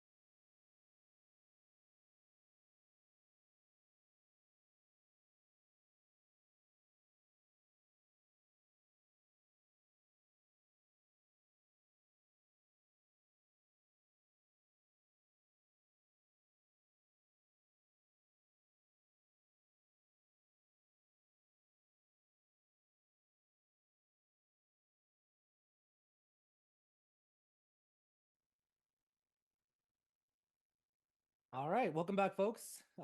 We just finished our quick little short rest, our quick 10-minute break, and now we're back into it. So we are right now in the middle of our downtime session 91 for it. We just went through a lot of like deciding about the magic items. Then we went into Erlon's downtime activities and Zanny's downtime activities and crafting. Now we're moving into Chance. So Chance, I know we've done some RP for it in the RP chats, and we're going to continue doing a lot of RP for it. But would you like to highlight some of the things that we've done thus far for RP Well, chat? I think all the RP that we've done is actually from the last downtime. So I think we did actually cover what I was doing. Yeah, but still, we weren't able to cover that time on the last downtime. So just highlighting those parts, leading on to what you're doing this downtime. I'm taking dance classes with Lily and also training Lily to be a bard. And doing more community service stuff and trying to make contact with the person I'm trying to save, and had lunch with my father and am discussing, which is leading up to this next one, going to speak with my family. And yeah. Like your Great. actual father or your like adoptive father? Because I thought your parents were dead. Yeah, my adopted father is dead. So I'm Oh, speaking. okay. And he I will usually refer to as my baba or dad. And when I talk about my father, that is Emery. Yep. Bio dad. Got it. Bio dad. So great. You also had a conversation with Quibble. How'd that go? It was fine. It's fine. For our Ian viewers, tell us missed an what. opportunity to say that she quibbled with Quibble. Sorry, Lance, you're very low. I'm not. At least I didn't hear that. Can you repeat that? You missed the opportunity to say she quibbled with Quibble. She quibbled with Quibble. Great. Except I didn't quibble with him too much. Well, tell the viewers, what did you basically talk to Quibble about? I mean, not a whole lot. Okay. So I guess RP with Quibble is not important then for it. I mean, so. I'm trying to think of like, yeah, I was trying to get him, I was trying to find out whether the devils were a viable option to take in the giants as refugees. Great. And I didn't really get a good answer. Yeah, you didn't get the answer you were looking for. It's like, oh crap, this is not a good option then. Do the giants need a place to be refugees? Because I thought they were all like being magically compelled by their god to fight to the death. Yeah. They Yep. are. So if they stay here, they're all gonna die. And so I was looking for, is there some place that they can go where they won't be a danger to us, but they won't be extinct? But won't they just try to come back? Well, yeah, but except that, I mean, like devils can't just come willy-nilly through because they're on the other side of a gate. Like you can still summon them. You'll still occasionally get a devil or a demon running wild. So like we can still get the occasional giant running amok, but like it wouldn't be all of them. It wouldn't be like this. The same way that Gotcha. the devils can't just wage war on us. Chance is looking at non-extinction options for the giants. Yes. She also did discover, which she started to talk to Fanny about, that they are being compelled, but they're not being compelled by their gods. Their gods might not be on board with this. Mm-hmm. Yep. Interesting. Yeah. So that's something she's going to pursue. But so you relay that to the rest of the group, whoever you decide to. Great. So this downtime, what is Chance primarily focusing in on? okay, so she's still doing relief efforts, dex training, wisdom training, uh, um, looking at the journal and also seeing training. Seeing So those, training the with your art options, right? Like as writing it instead of actually seeing the future or the past, correct? yes, using charisma. I mean, she still sees it the same way you see, like when you're reading a book, you see it like it's a movie. I think in the RP that we discussed, it's more of you're being possessed to write it out Yeah, before but you like she's like like she's creating it. wait, I just want to understand. You create describe to me what you mean creating it, because you're just the way the RP was being done before was you being like possessed and just writing out Yeah, it's like automatic writing, which is a thing, where you just start writing and then they say it's like ghosts or something and you start making sense, right? So it's kind of that. She's doing that, like going into a trance and writing. But like as she's writing it, the same way as when she's writing, as when you're reading, like it is being created in her head. I see how you're interpreting it. Okay, gotcha. Okay. So great. So you're focusing on some of that training for it with charisma. Did you have I know Zanny's been tracking her ability for it. Have you been tracking yours or not so much? So you had never gave me any numbers because I started before Zanny did. And then Yeah. I also had that year in the thing, which you said gave me a big leeway into doing that seeing. Mm-hmm. Okay. And then since then I have for the past 2 months I have hours, but like I don't know where that is in the realm of like she's because we didn't up until that point we didn't do it, and it's not I don't think she's doing it the same way that Zanny is in distance and time. Gotcha. So I will say that you've been focusing a lot on this new way of doing it because this is not a way that Guy can fully help you with it because you are taking it kind of like that charisma route for it instead of the intelligence. So with that being said, you still are making progress. Uh, you did have the head start, but it's harder because you're using charisma to utilize precognition for it. Let's start right now, and I'm gonna write down what we are planning on doing for it going forward. Um, let's do that. Chance can see, or excuse me, not see, right. And I'm gonna ask you, which one are you more focused on, the past or the present, or the past or present or the future? I would say she has been doing the past mostly when she's practicing because that seems safer because it's a known quantity.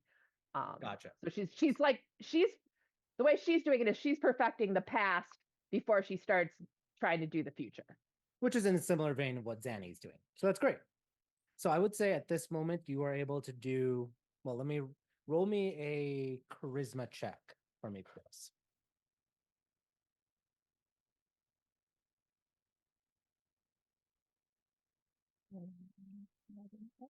Um,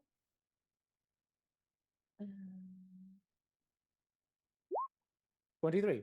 Okay. You have gotten, because you did have that head start than Zanny did, but you are doing that uphill battle, like I mentioned. I would say you're about 2 weeks, 20 miles that you can look back into the past for it. So if you're standing in the middle of Zarek, you could basically do pretty much the entire city and go back up to 2 weeks of what's been happening in any given part of it when how, you let loose. how does that affect? Because Guy said it was easier when you did people that you know, like people that were connected to you. Correct. So like if you're focused on like a specific person, the writing is more accurate. Well, not accurate, because you're doing the past, so always going to be accurate. Um, give me an example of like what you were thinking of, like with a person. Like, are you thinking like, oh, what did Lance do last night? Sort of deal. Yeah, yeah, Okay. or like I mean, because again, she wants to do it with everybody's consent, but like, yeah, is it okay if I look at your childhood? You know? So right now, safely, you can do 2 weeks. So if you wanted to know what Lance has been eating or doing for dinner for the last 2 weeks, Well, I very guess that easily. that was where my question was And- like, can it go further back or further away when you're connected to the person? Yes, but then it's no longer an automatic success. That's when you have to actually like put in the effort to try to like roll the dice, so to speak, for it. But does she get like a bonus on Yep. them because they're a connection? Yeah, that's I what would I was say trying yes. to determine was what was the benefit of doing somebody versus a random. If it's someone you know, the DC lowers. I would say the DC lowers by 5 for it. Okay. So if the DC was like, let's say 20 for the wisdom save, now it's a DC 15 instead. Got it. Okay. So great. I'm writing that down because that way we can actually start keeping track of it. DC lowered by 5 for connections. Great. All right. So that was just sort of like the general, like, day-to-day, 4 days a week. Yeah, dealing with the wisdom training, dexterity training, guide like connection. That's going to be a lot of time that you're using, and then But it's so the harmony project. Go ahead. Yeah. So like 4 hours a day doing the harmony thing. There might be some wisdom training, like Actually, sorry. Hold on one sec, Chance. I'll be right back. Sorry. okay.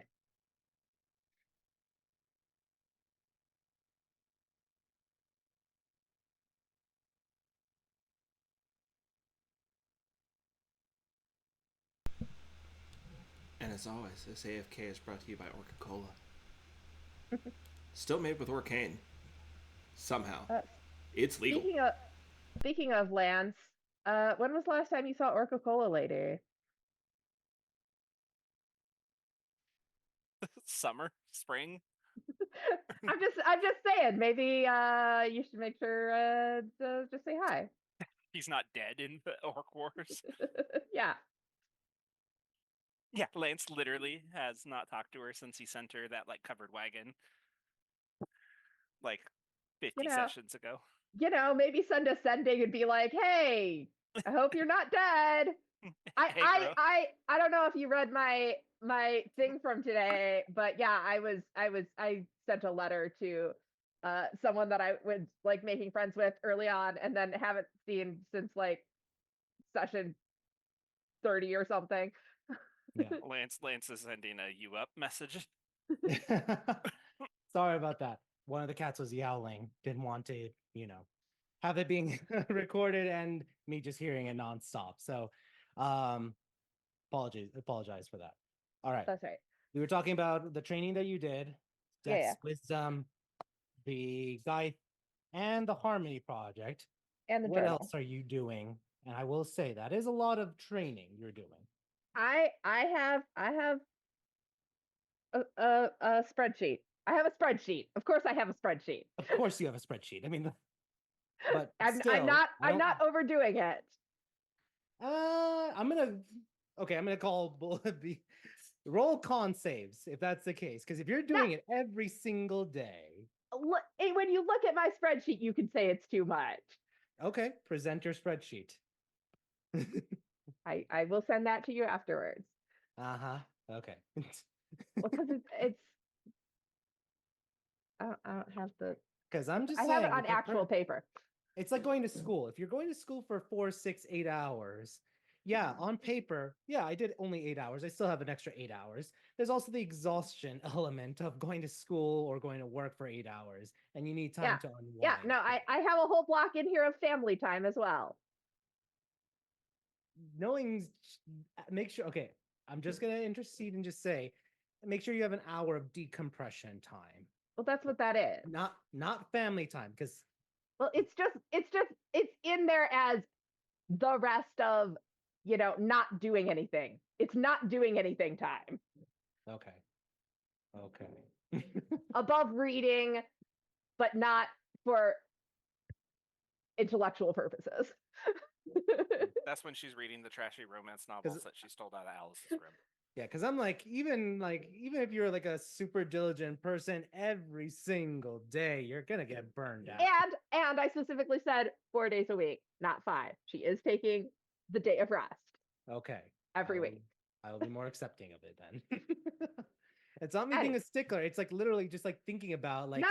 Yeah. And I know because you did it last time, and so I made sure that I was like, no, I'm gonna make sure that I have the numbers to back Then there we myself go. up. Yeah. Hey, it's just about realism for like every minute of the day being accounted for. I'm like, yeah, that's not realistic. If you've given yourself a day of just like rest, I'll allow that. So Yes, I did not count 5th day good. for anything. What else but is Chance doing then? If she has more energy because she's resting on 5th days, what else is she doing? the specific things, anything that's still left on my list. Lance, do you have a circle to our Erdita? I thought you said you did. Yeah. Can you take me and Alice to Erdita? Yes. Cool. Assuming the circle is still there. It is.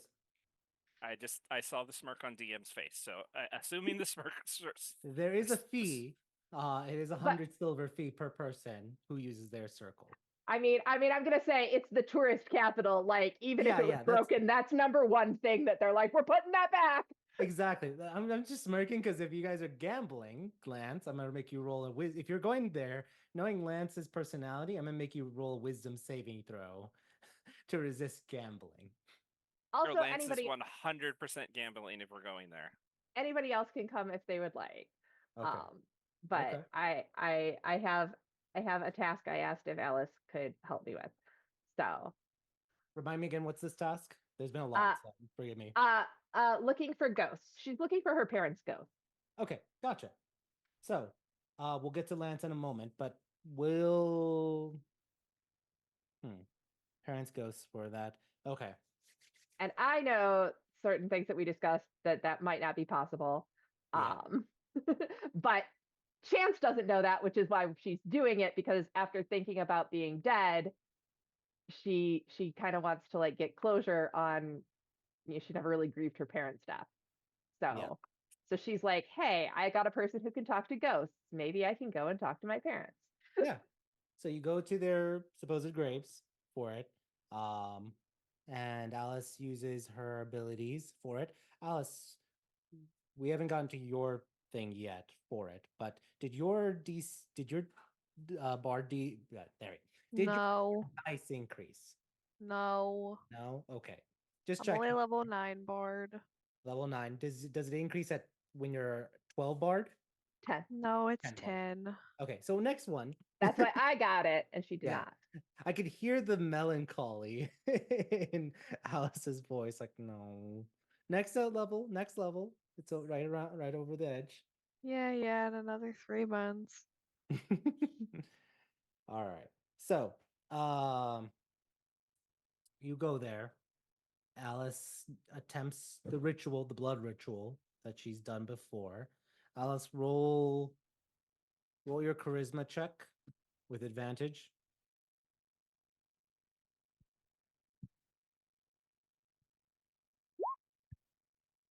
$13. LOL. Hold on. No, go ahead. Chance, are you inspiring her? I was gonna go ahead and give her my inspiration. Okay. All right, re-roll that, Alice. I mean, I was gonna just use my talisman if you don't want to give me inspiration.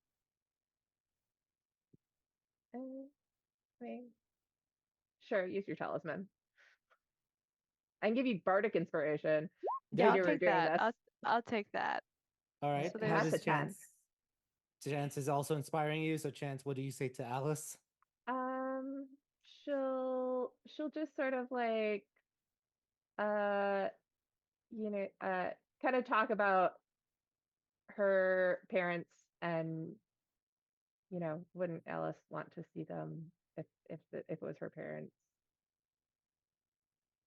Gotcha. And then 18. Great.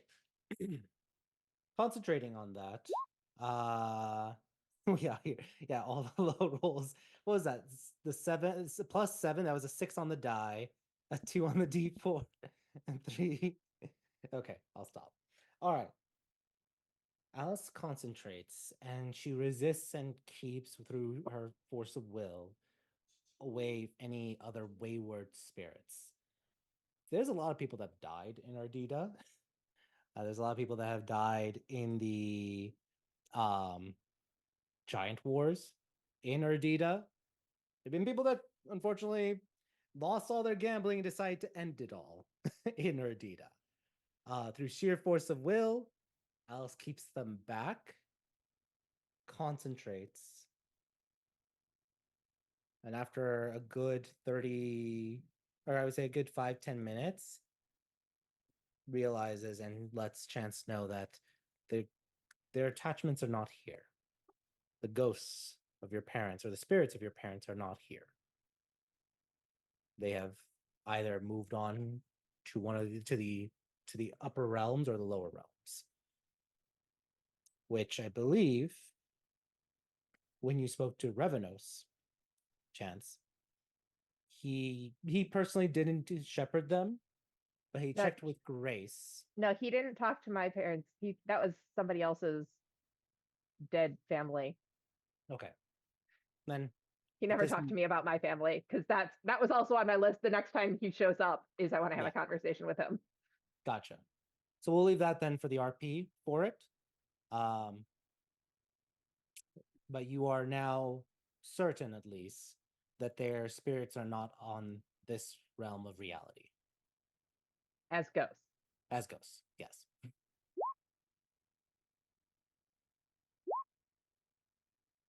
Yeah, full on Victorian medium.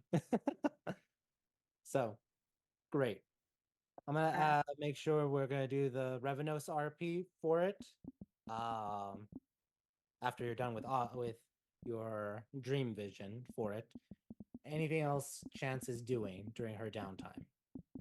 Yeah, the other thing, like I said, was the Geist one that was on there. It's also related to that. And then on the holiday, she had talked about going to see her family. Mm-hmm.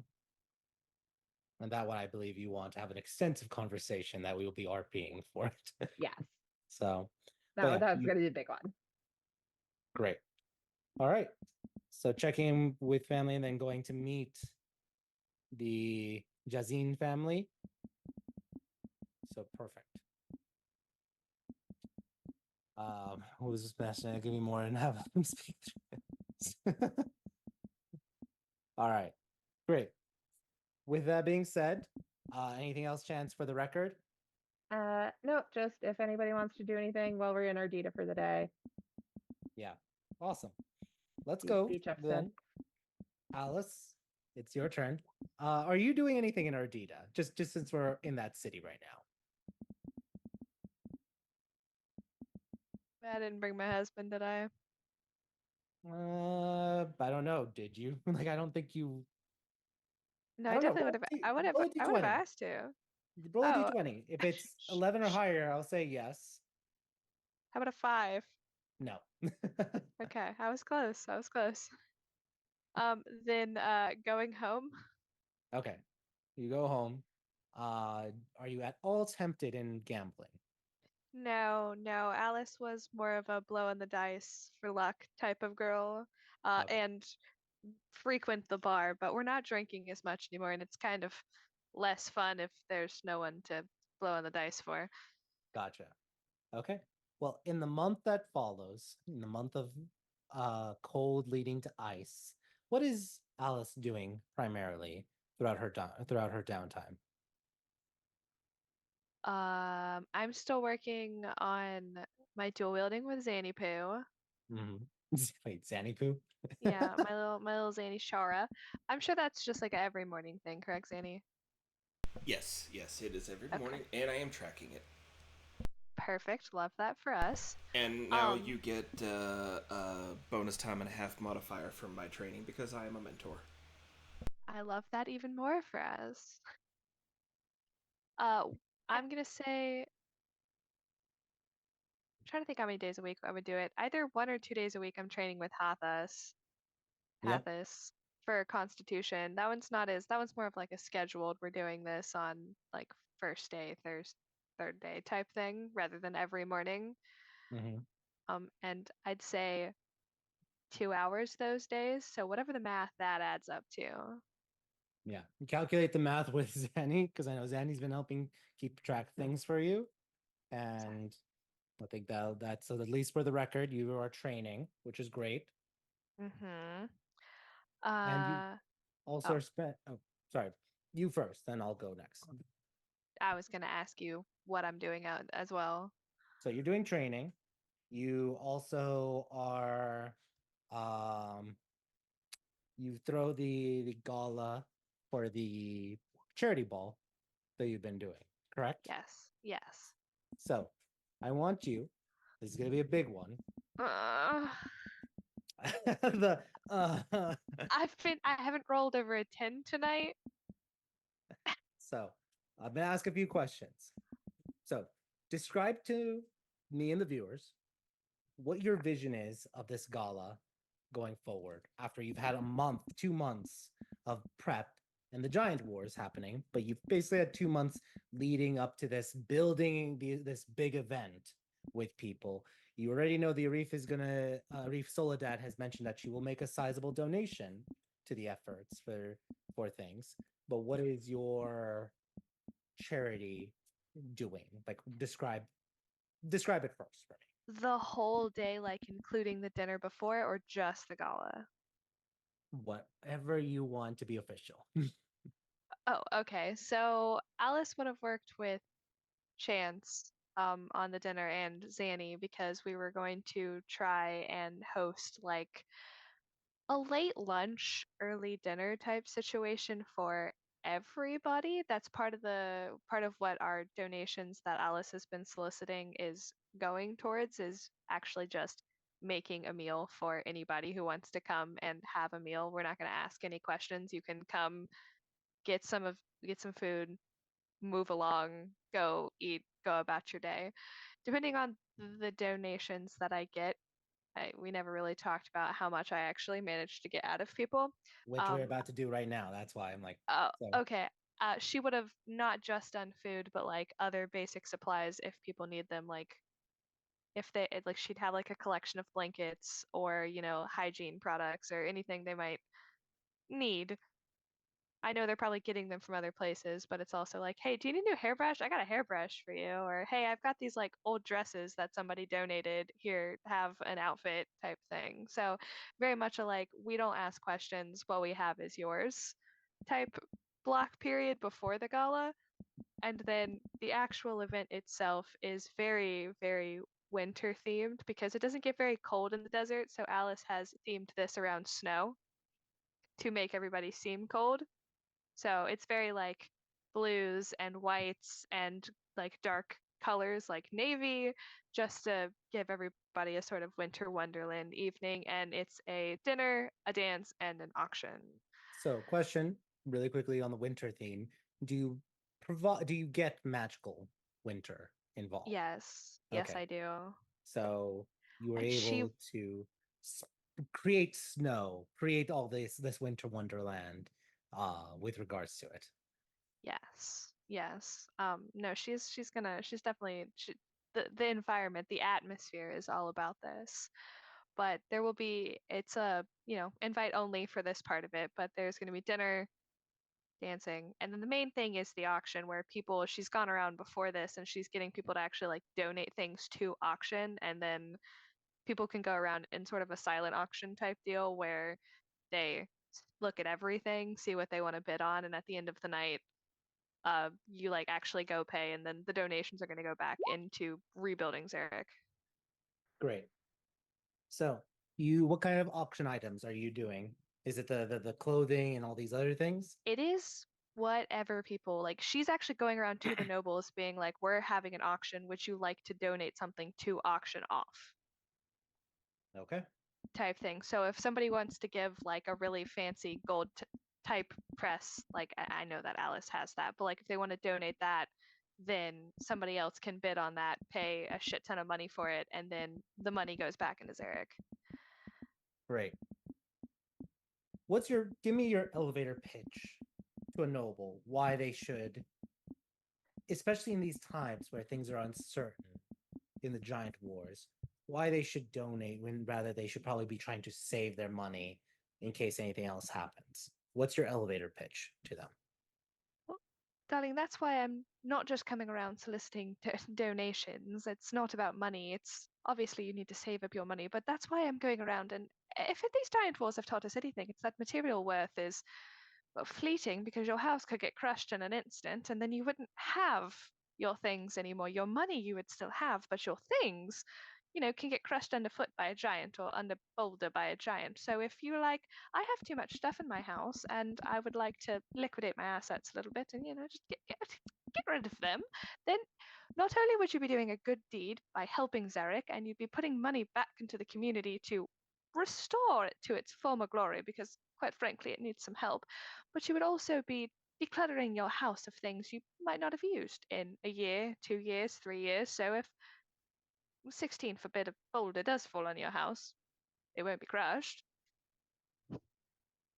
So instead of me having my antique vase in my house and being worried that's gonna be crushed, I should donate my vase. What are you doing with your antique vase? It's a vase. It's a one of a kind. Well, I'm sure. Look, I have very deep closets myself where these things have not seen the light of day in 5 years. Gifts I got from my wedding with Bruce that were very kind presents, but he already had some, so we stowed them away in a closet somewhere and haven't touched them since. I'm not saying take something off of display that you're currently using in your house. I'm saying I'm sure that there's something that you've just forgotten about that somebody else could use. Okay. Roll me a persuasion check with advantage. Can I roll over a 10, guys? This is the question. I believe in you. You can do this. I rolled an 11. And you got a dirty 20. That's good. So, all right. Donations do come a good amount in leading up to the huge event for it. Leading up to the event, I'm assuming getting stressed out with things Yeah. for it. How does Alice unwind for things? She really isn't sleeping all that much. She's slamming coffee because she always feels like there's something else that needs to be done. So Bruce is gonna have, like, the week leading up to the gala, she spends her evenings pacing the hallway, trying to convince real Nacier that there is something else that she could possibly be doing right now to make sure that everything goes smoothly. She also frequently bothers Zanny in the middle of the night as well, so someone is going to have to come and get her and be like, no, you're going to bed. There's not a lot of unwinding time. It's a lot of high stress, and she's actually just probably going to spend all of that stress with her, con training and her dual wielding training, and Alice just does really well at training that week, Zanny. She's tired but angry. Yeah, probably about the second or third time. Sorry, go ahead. How much is 2-3? Oh yeah, God. It's 25,000 a shot. I think it is. Last time I looked, I think it's 25,000 a shot. It makes sense, but that's a lot.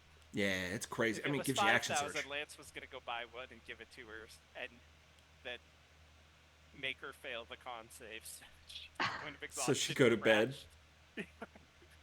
That's funny. Yeah, probably about the second or third time. Every night you come to Sandy's room, she just drags you to bed and eventually just starts stabbing you with tranquilizing needles till you go to sleep. With tranquilizers. Either take the point or take the point. Go to bed. All right, I guess I could get a few minutes of sleep. Thank you. Also, here, take this for the auction. Zanny hands over Sunfire. Her magical, her rare shotgun. Are you certain? Yeah. I mean, it was this or the one, but I'm kind of attached to that one. I made that one. You can say it's from my personal armory. I'm sure somebody will get a kick out of that. I will just say that you made it, and I feel like that would make the value go up, honestly. Well, that'd be a lie. I bought it from Zealous Arms. Elaboration. You made it what it is, darling. Yeah, we'll go with that. The famous sunfire that was wielded by the legendary or famous Zanny of the Crimson Peacekeepers. The famous Zanny. Zanny. The Zanny. Alice will donate clothes out of her personal collection, like for the earlier dinner, and then she's also going to. I just love my boots, but I'm gonna. No, we already have one. I'll pick out something to donate from my collection. Yeah, you don't have to do those boots you like a lot with the I idea do of. really like those boots. So we'll see what's what happened with those for him. But great. The big night comes. Lots of important people. Lots of people drinking and seeing what's going to happen with things. The pressure is on for you to deliver, Alice.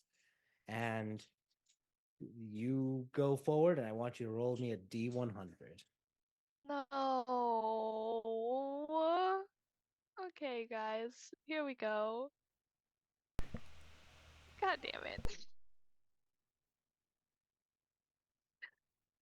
It's never over 50. Okay. 360,000 silver is raised for the people. Oh. Oh, that's not bad. Third of a million silver. That's pretty good. You did pretty good. Oh.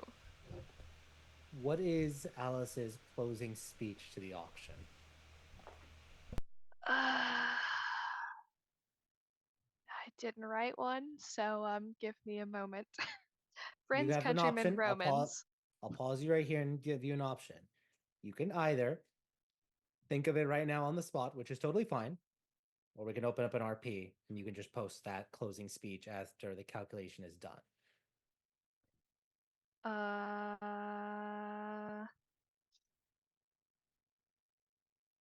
Let's raw dog it. Let's go. Okay, raw dog it. Go ahead, Alice. You go up to the stage, and what do you say? Shoot. Are there You are microphones? seeing a crowd of nobles, of rich, wealthy aristocrats that have auctioned and bid to raise up 360,000 silver for the poor and the needy of Zarek and the rebuilding of Zarek. There are mages, there are captains, and General Almanzor is there, and you have a lot of important people watching you in this moment. And what do you say to them? So Alice comes up and she waits for everybody to look at her because all eyes, obviously, they need to be on Alice. Very important. Um, she has had a little bit to drink tonight, but not too much, enough to steal her courage. But she looks at everyone. She goes, "I just want to thank everybody for coming tonight. This is honestly a far bigger turnout than I could have possibly hoped for, and it just shows how many people are willing to put everything that they have back into our city. It just shows how much we love Zarek that she would come out tonight and raise money for such a good cause. I mean, I know I went around to a lot of your houses and you guys were so generous with your donations, and they were monetary, your physical donations, and just coming together to allow us to give back to the people who are less fortunate than us. Yes, we did lose a lot of our own, not just people, but assets and money. And this giant war has taken a toll on all of us. But if you can imagine how much it has impacted us here among the nobility, among the wealthy, among the affluent, you can see just how much it is impacting the poor and the people who are the life of Zarek, the heart of Zarek. And it is our job as the people who have found our way to the top to make sure that the people that we employ or the people that live amongst us or the common man has the right to a healthy and a long life that isn't cut short by something such as a giant war, an inopportune attack from unforeseen circumstances. So with your generous donations and your generous fundraising that you've done tonight, we can actually begin to rebuild Zarek, and hopefully we can come back even better than we were before. I mean, I know several of us are rebuilding our businesses after they've been unfortunately taken down, which is going to open new jobs, but hopefully this will help jumpstart our economy so we can start returning back to the Zarek that everyone has looked up to for so long here in, where do we live again? Edamere. Where do we live again? Aramir. Where do we live again? Aramere. When do we want it now? The equivalent of like, thank you so much for all your donations. Where do we live? Oh, the US. Sorry, forgot. Yes, the United States. Thank you. Thank you. I was like, ah, yes, all of us here in Tamashk. And I'm like, that's not the right word. In Aramir. See, I took it more as the Goodnight Chicago, like, and do a concert. Excellent. All right. Claps are done. People cheer.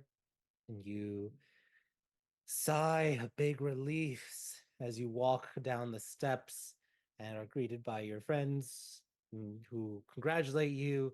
And you go over to the bar and you get a drink to help with the steadying the nerves of everything. And yeah.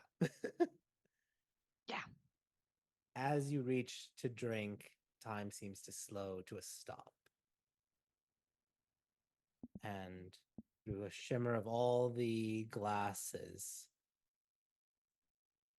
your patron appears. Well done, Alice. What's Alice's reaction? Alice is gonna raise her glass in a toast to her patron. Hello, darling. You have proven yourself a person that seeks to better themselves and to better others time and time again. And though you may stumble, though you may doubt, you continue to push forward. I believe in your heart, though, you've outgrown my talisman. She kind of holds up her necklace. This? Are you taking it from me? What is it that you seek? In your heart, I see that there is a different path that you wish to walk.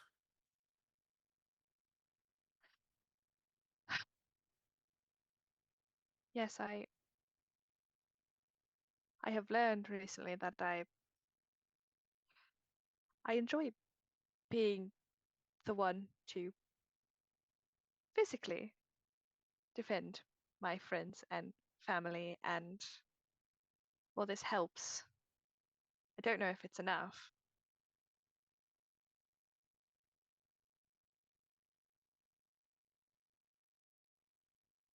And what is it, the path you wish to walk? And for a moment, you think back,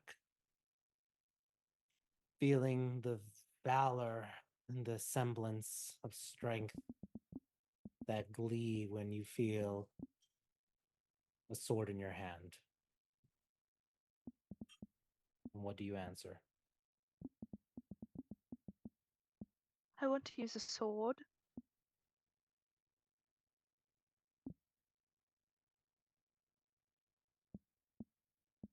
Then it shall be so.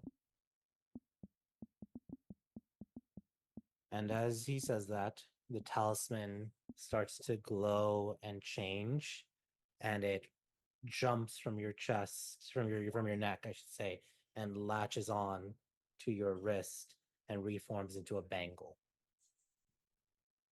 Oh.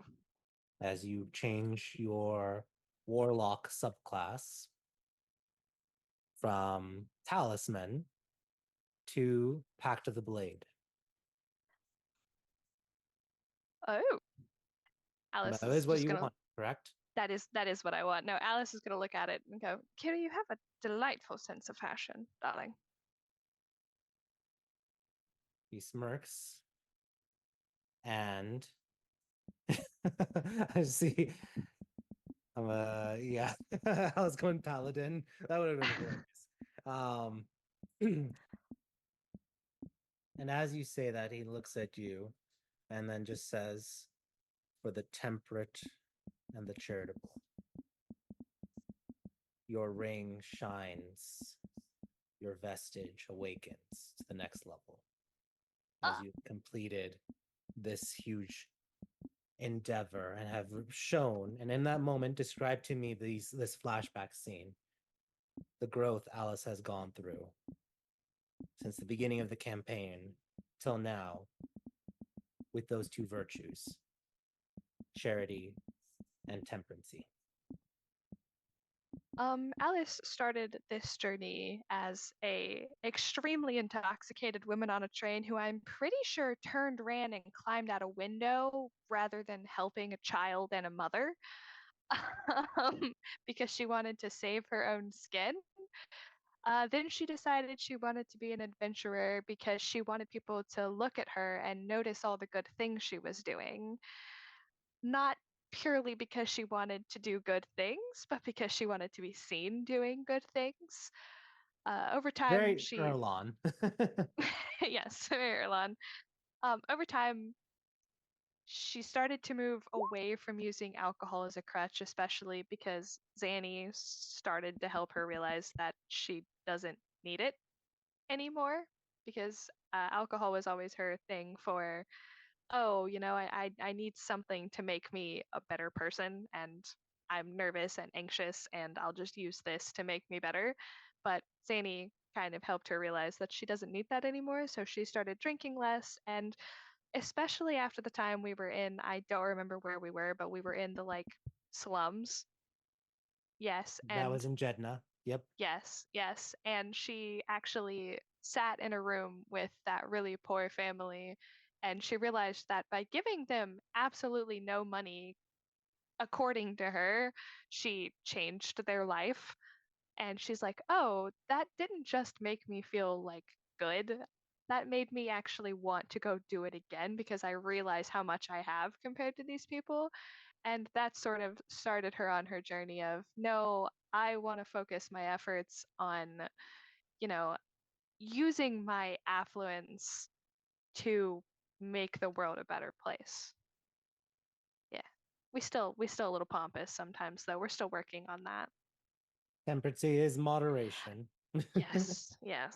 Well, sometimes Erlon opens his big mouth and I have to open my big mouth. And vice versa as well. Yes, and vice Sometimes versa. We Alice feed off opens each her other. mouth and needs to be brought down a peg by her Yeah. friends. Yes. Congratulations, Alice.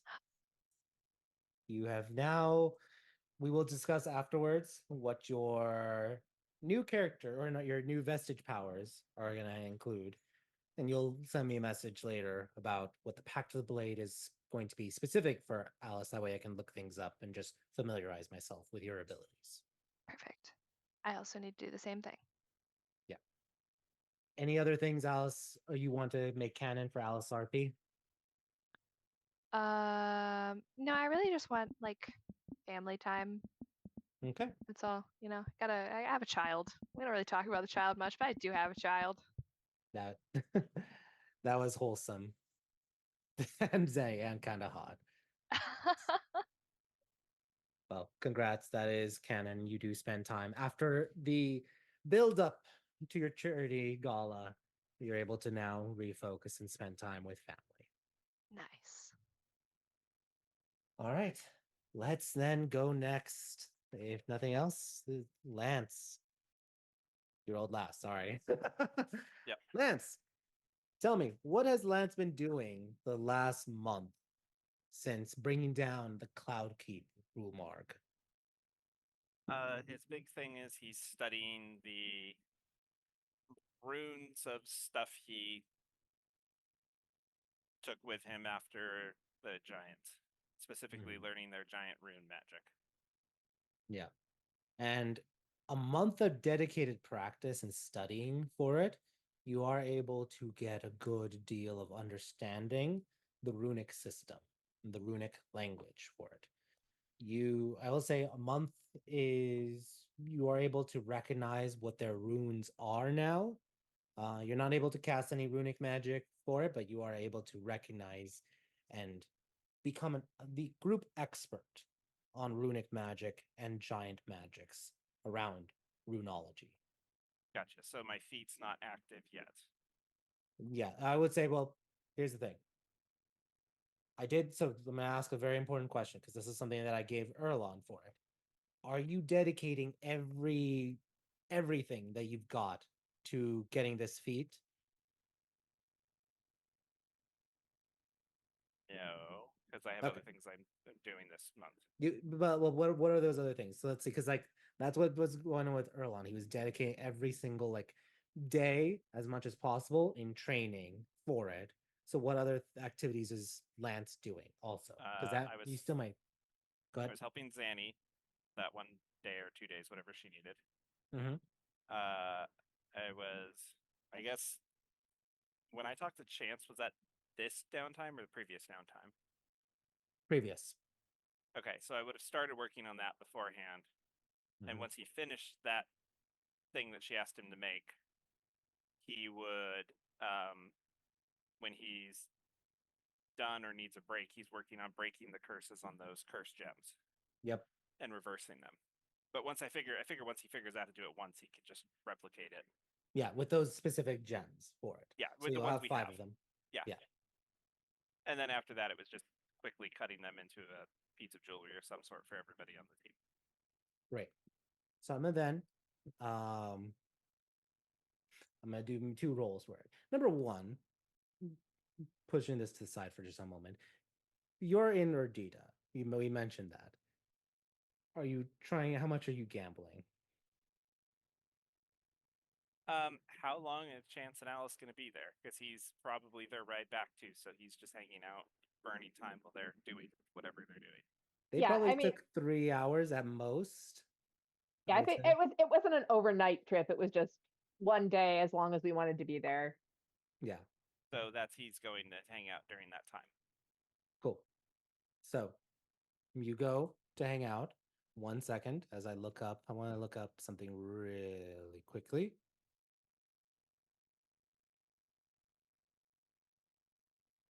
All right. You have the following choices for your casinos. You have the Gawain Tower, the Sultan Tower, the Gold Tower, the Zephyr Tower, the Oasis Tower, the Emerald Tower, or the Fortune Tower. Second one? Sultan Tower. Not that one. The Gold Tower. That's probably where he was last time. Okay. So you go to the Gold Tower. Everything is gold themed, gold and white, the colors for everything. And you start gambling. How much are you going to gamble in 3 hours? Your intent, because I'm going to make you roll a wisdom save on top of that. So what is the initial intent? 10,000 silver. 10,000 silver. Great. Now, 1 sec. I'm just going to write something down. I'll just write this really quickly.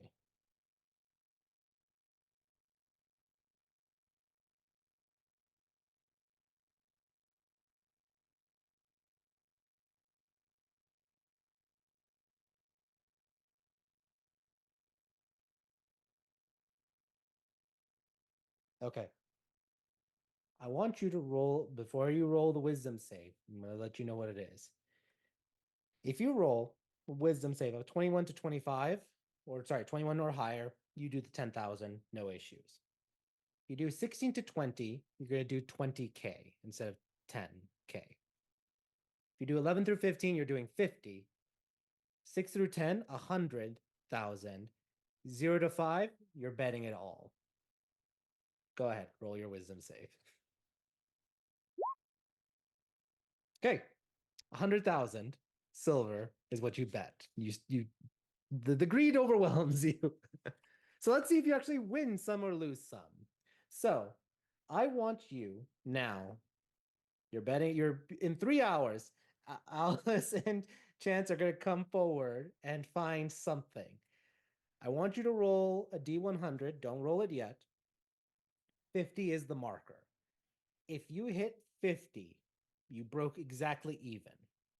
Anything below that is going to start becoming a modifier of sorts of how much you lost versus how much you gained. So the 50 is the line. Roll the D100 for me. Is that your final answer before we go into it? I didn't do a recap today, so sure. Okay. I need to save you. I think you didn't do, yeah, because you didn't give this journal inspiration to Alice. So if you want to give it to Lance, because he's about to lose 80,000 silver. How much silver do you have? I mean, I have more than that, but that's like half. Reroll. All right. Better. You lose. Well, that was that. Yeah. You lose 10,000 silver. You bet 100,000. You've been going back and forth, but ultimately, when Chance and Alice come back, you've lost that 10,000 silver. But you have 90,000 silver in chips that they see you have been gambling with. Anything Lance says, or anything you guys want to do with that scene when Alice and Chance come forward and see Lance working with $100,000 of chips. See, I stuck to my budget. That was your budget? Yeah, 10,000. Okay. I had more on the table because sometimes you need to bet more if you have a good hand or whatnot, but my budget was 10,000, so I stuck to my budget. Yep. I mean, mean, if you Chance had walked worked at the over- casino. She's just like, all right. You keep telling yourself that. I Yeah. mean, if you had walked over here 5 minutes beforehand, I was down 80K, but that's not the point. Yeah. that is a perfect Lance response. So there was the option, Lance, if you rolled like let's say 88, you would have walked out with 180,000 for it. So this was a good roll of the dice sort of situation. Yeah. So, but yeah, you only lose. Your budget was 10,000. You lose 10,000. You get the rest of your chips back into normal silver. Great. Yeah, Zanny. Phew. And we were worried about when Erlon was betting with the fairy. All right. Yep. So he was betting with 100,000. So with that being said, Lance, that was only a 3-hour thing. Is there any other thing you are doing during your downtime? I think those were all the things. I was going to say for Alice's auction or whatever, he would have offered a date with Lance as an item to be auctioned off. And the Orca Cola CEO does bid and win that for it. And she's probably mad because he hasn't even talked to her in 6 months. But she's still willing to bet for it. So she could yell at him. Warned you, bud. There you go. All right. You did have some interruptions with your studying, but still, I want you to roll an intelligence check. This is going to decide if you get that rune feat this month or if you need a little bit more. Congratulations, you get the rune feat, the runology feat. So that is what you do. Anything else from Erlon? Lance? Or sorry, not Erlon. Sorry, Lance. My bad. Sorry. One thing he would look for, and he'll work on this later, but he's looking at the runology thing, he wants to learn Glyph of Warding, so he wants to go find a scroll for it. But that would be it. Just Yeah, to that'll find probably the be you just barely finish it by the end of ice, the third of ice for it. So definitely doable. You will be able to like look for and acquire it should you wish. right, but he's not going to like go through the learn and translate it into his book. He's going to get the scroll, and he'll do that later when next downtime. Okay, great. Sounds good. Mark off the silver. Well, you'll do it next downtime, you said, so you'll mark off the Yeah. silver. But that's in his wheelhouse of remind me because I will forget by the time we get to downtime again. Okay, That he wants to get Glyph of Warding. got it.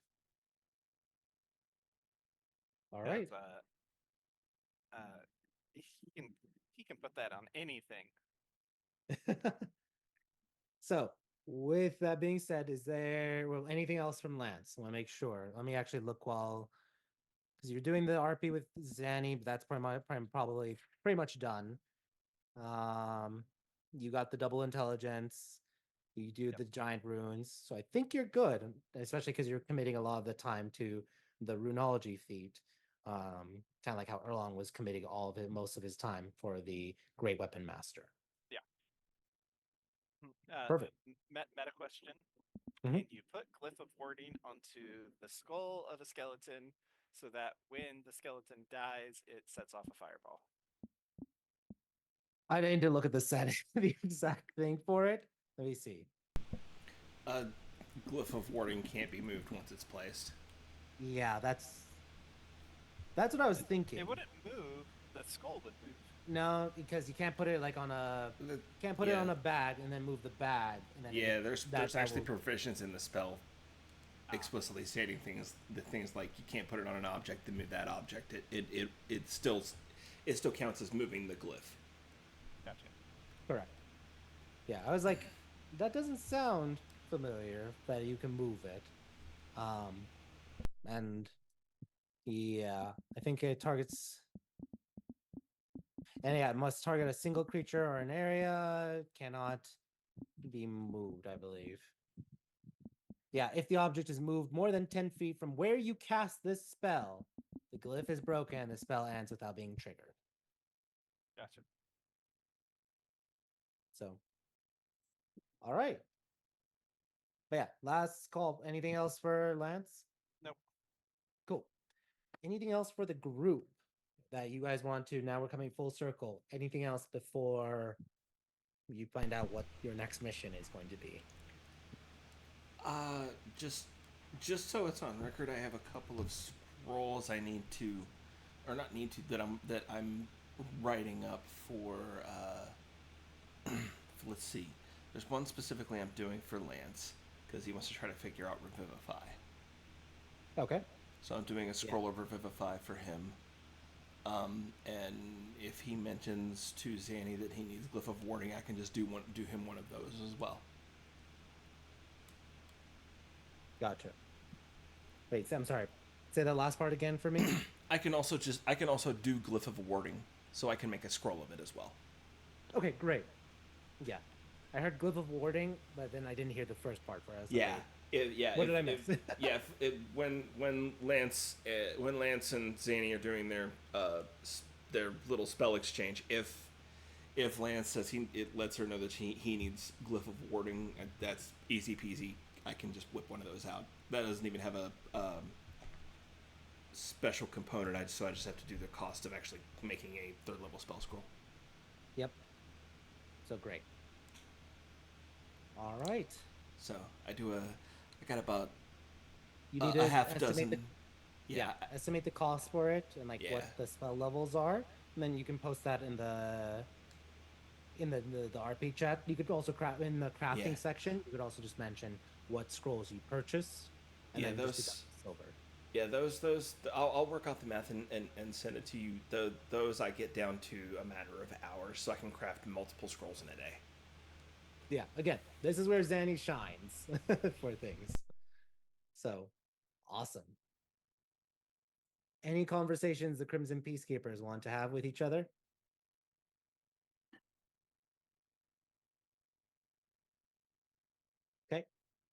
So, Oh, your next oh, mission. one Oh, thing. go ahead. Lance would tell everybody he has struck a deal with his mother to get the access to Tamashka again through their family teleportation circle, so we can get back and forth to Tamashka if we need to. Officially. Did we talk? Did you call the key magician? We talked about that too. No, but I should. I know that was something that we mentioned. I forgot to write it down. Yeah, I can and RP that with DM. And you see can, how yeah, that we turns can out. RP that. You did spend a lot of time focusing on studying, so that might have like typical wizard got distracted with a major project. And then, like, That is why Chance would be like, "Hey, did you talk to her? Do you need me to talk to her? I'll talk to her." all right, so we'll see what Lance is able to gather for with her, and just like whatever conversation she's willing to have for it, because she's a bit reclusive. See if her tower is still standing though. And the giants I killed her. will go with you. I was gonna say she does. Lance did say he was gonna come back and study, and she did say that was okay. Yeah, but that was before the giant wars. But yeah, we'll see what happens with it.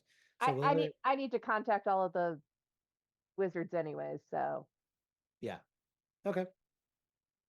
Do So we know if any of the towers in any of the big cities fell? That in like our that we immediately can go to. Was there any damage to any of the towers, like the I would Invisible say Tower, the Black Tower, or anything like that? there was some damage to some of the towers, like they were attacked by the giants, but the towers themselves have like magical protections for it. I think the most damaged one would have been like the either the mountain tower or the key tower, just because they are mountain towers at the top of Mount Nakarok next to the observatory, and then the key tower is just like near in the middle of nowhere for it. Gotcha. Other than that, most of the other towers were in like the middle of cities, so they were very protected not only with their magical barriers but also the city guards, heroes, and guilds. So wait, in Zarek, there's a tower that we didn't visit yet. Yeah, the mountain tower, as well as let me double check which one else is in there. One sec. Do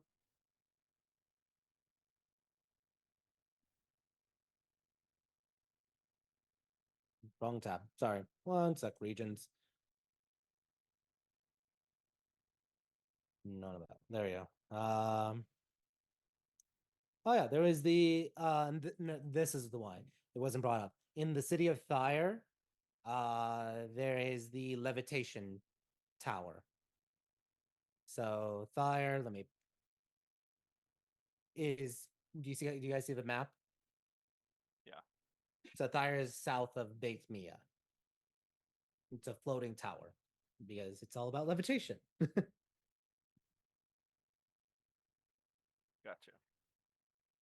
So yeah. All right.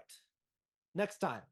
I felt as I said that. It's like one of those 90s shows or 2000s, like next time on. And goes into this show. General Almanzor calls upon you all and mentions that the war against the giants is going well, but the giants they seem to be getting like a second wind of sorts. And they're worried, they were initially worried because they weren't sure why, but they believe they now know the reason for it. The giants are getting an influx of new armor and weaponry from the fire giants, escalating all their production and manufacturing. They are doing that specifically in the fire dominion.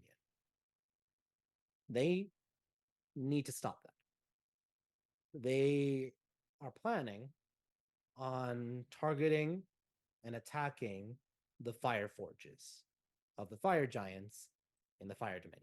Lots of fire. However, it's a delicate situation because sending their armies or their forces into another realm could cause issues. However, they are negotiating right now with the Ifriti as well as the devils, since there is a devil embassy in the Fire Dominion. they need your group to go there and to be standby in the fire plane to get ready for that attack once negotiations have concluded. Negotiations you all may be able to influence as well. So they tell you, even though it's the middle of winter, it is the month of ice, get ready for a lot of fire. That's where we'll pick up next time for session 92. You all preparing and leaving to go to the Fire Dominion as we start taking this journey for our heroes across time and space to different dimensions, planes, and realms. All right. Thank you all so much for watching. We're going to end a little bit early for our session. We are, just as another reminder, in case anyone didn't hear, we will be taking a 2-week hiatus from the Steam Age campaign for things. We will be having next week DM Chaos running a 1-2 shot of sorts. So look forward to that next week as well as the week after. And when we come back, prepare for all the fire. Till next time, everyone. Take care. Good night. Hey guys, everybody.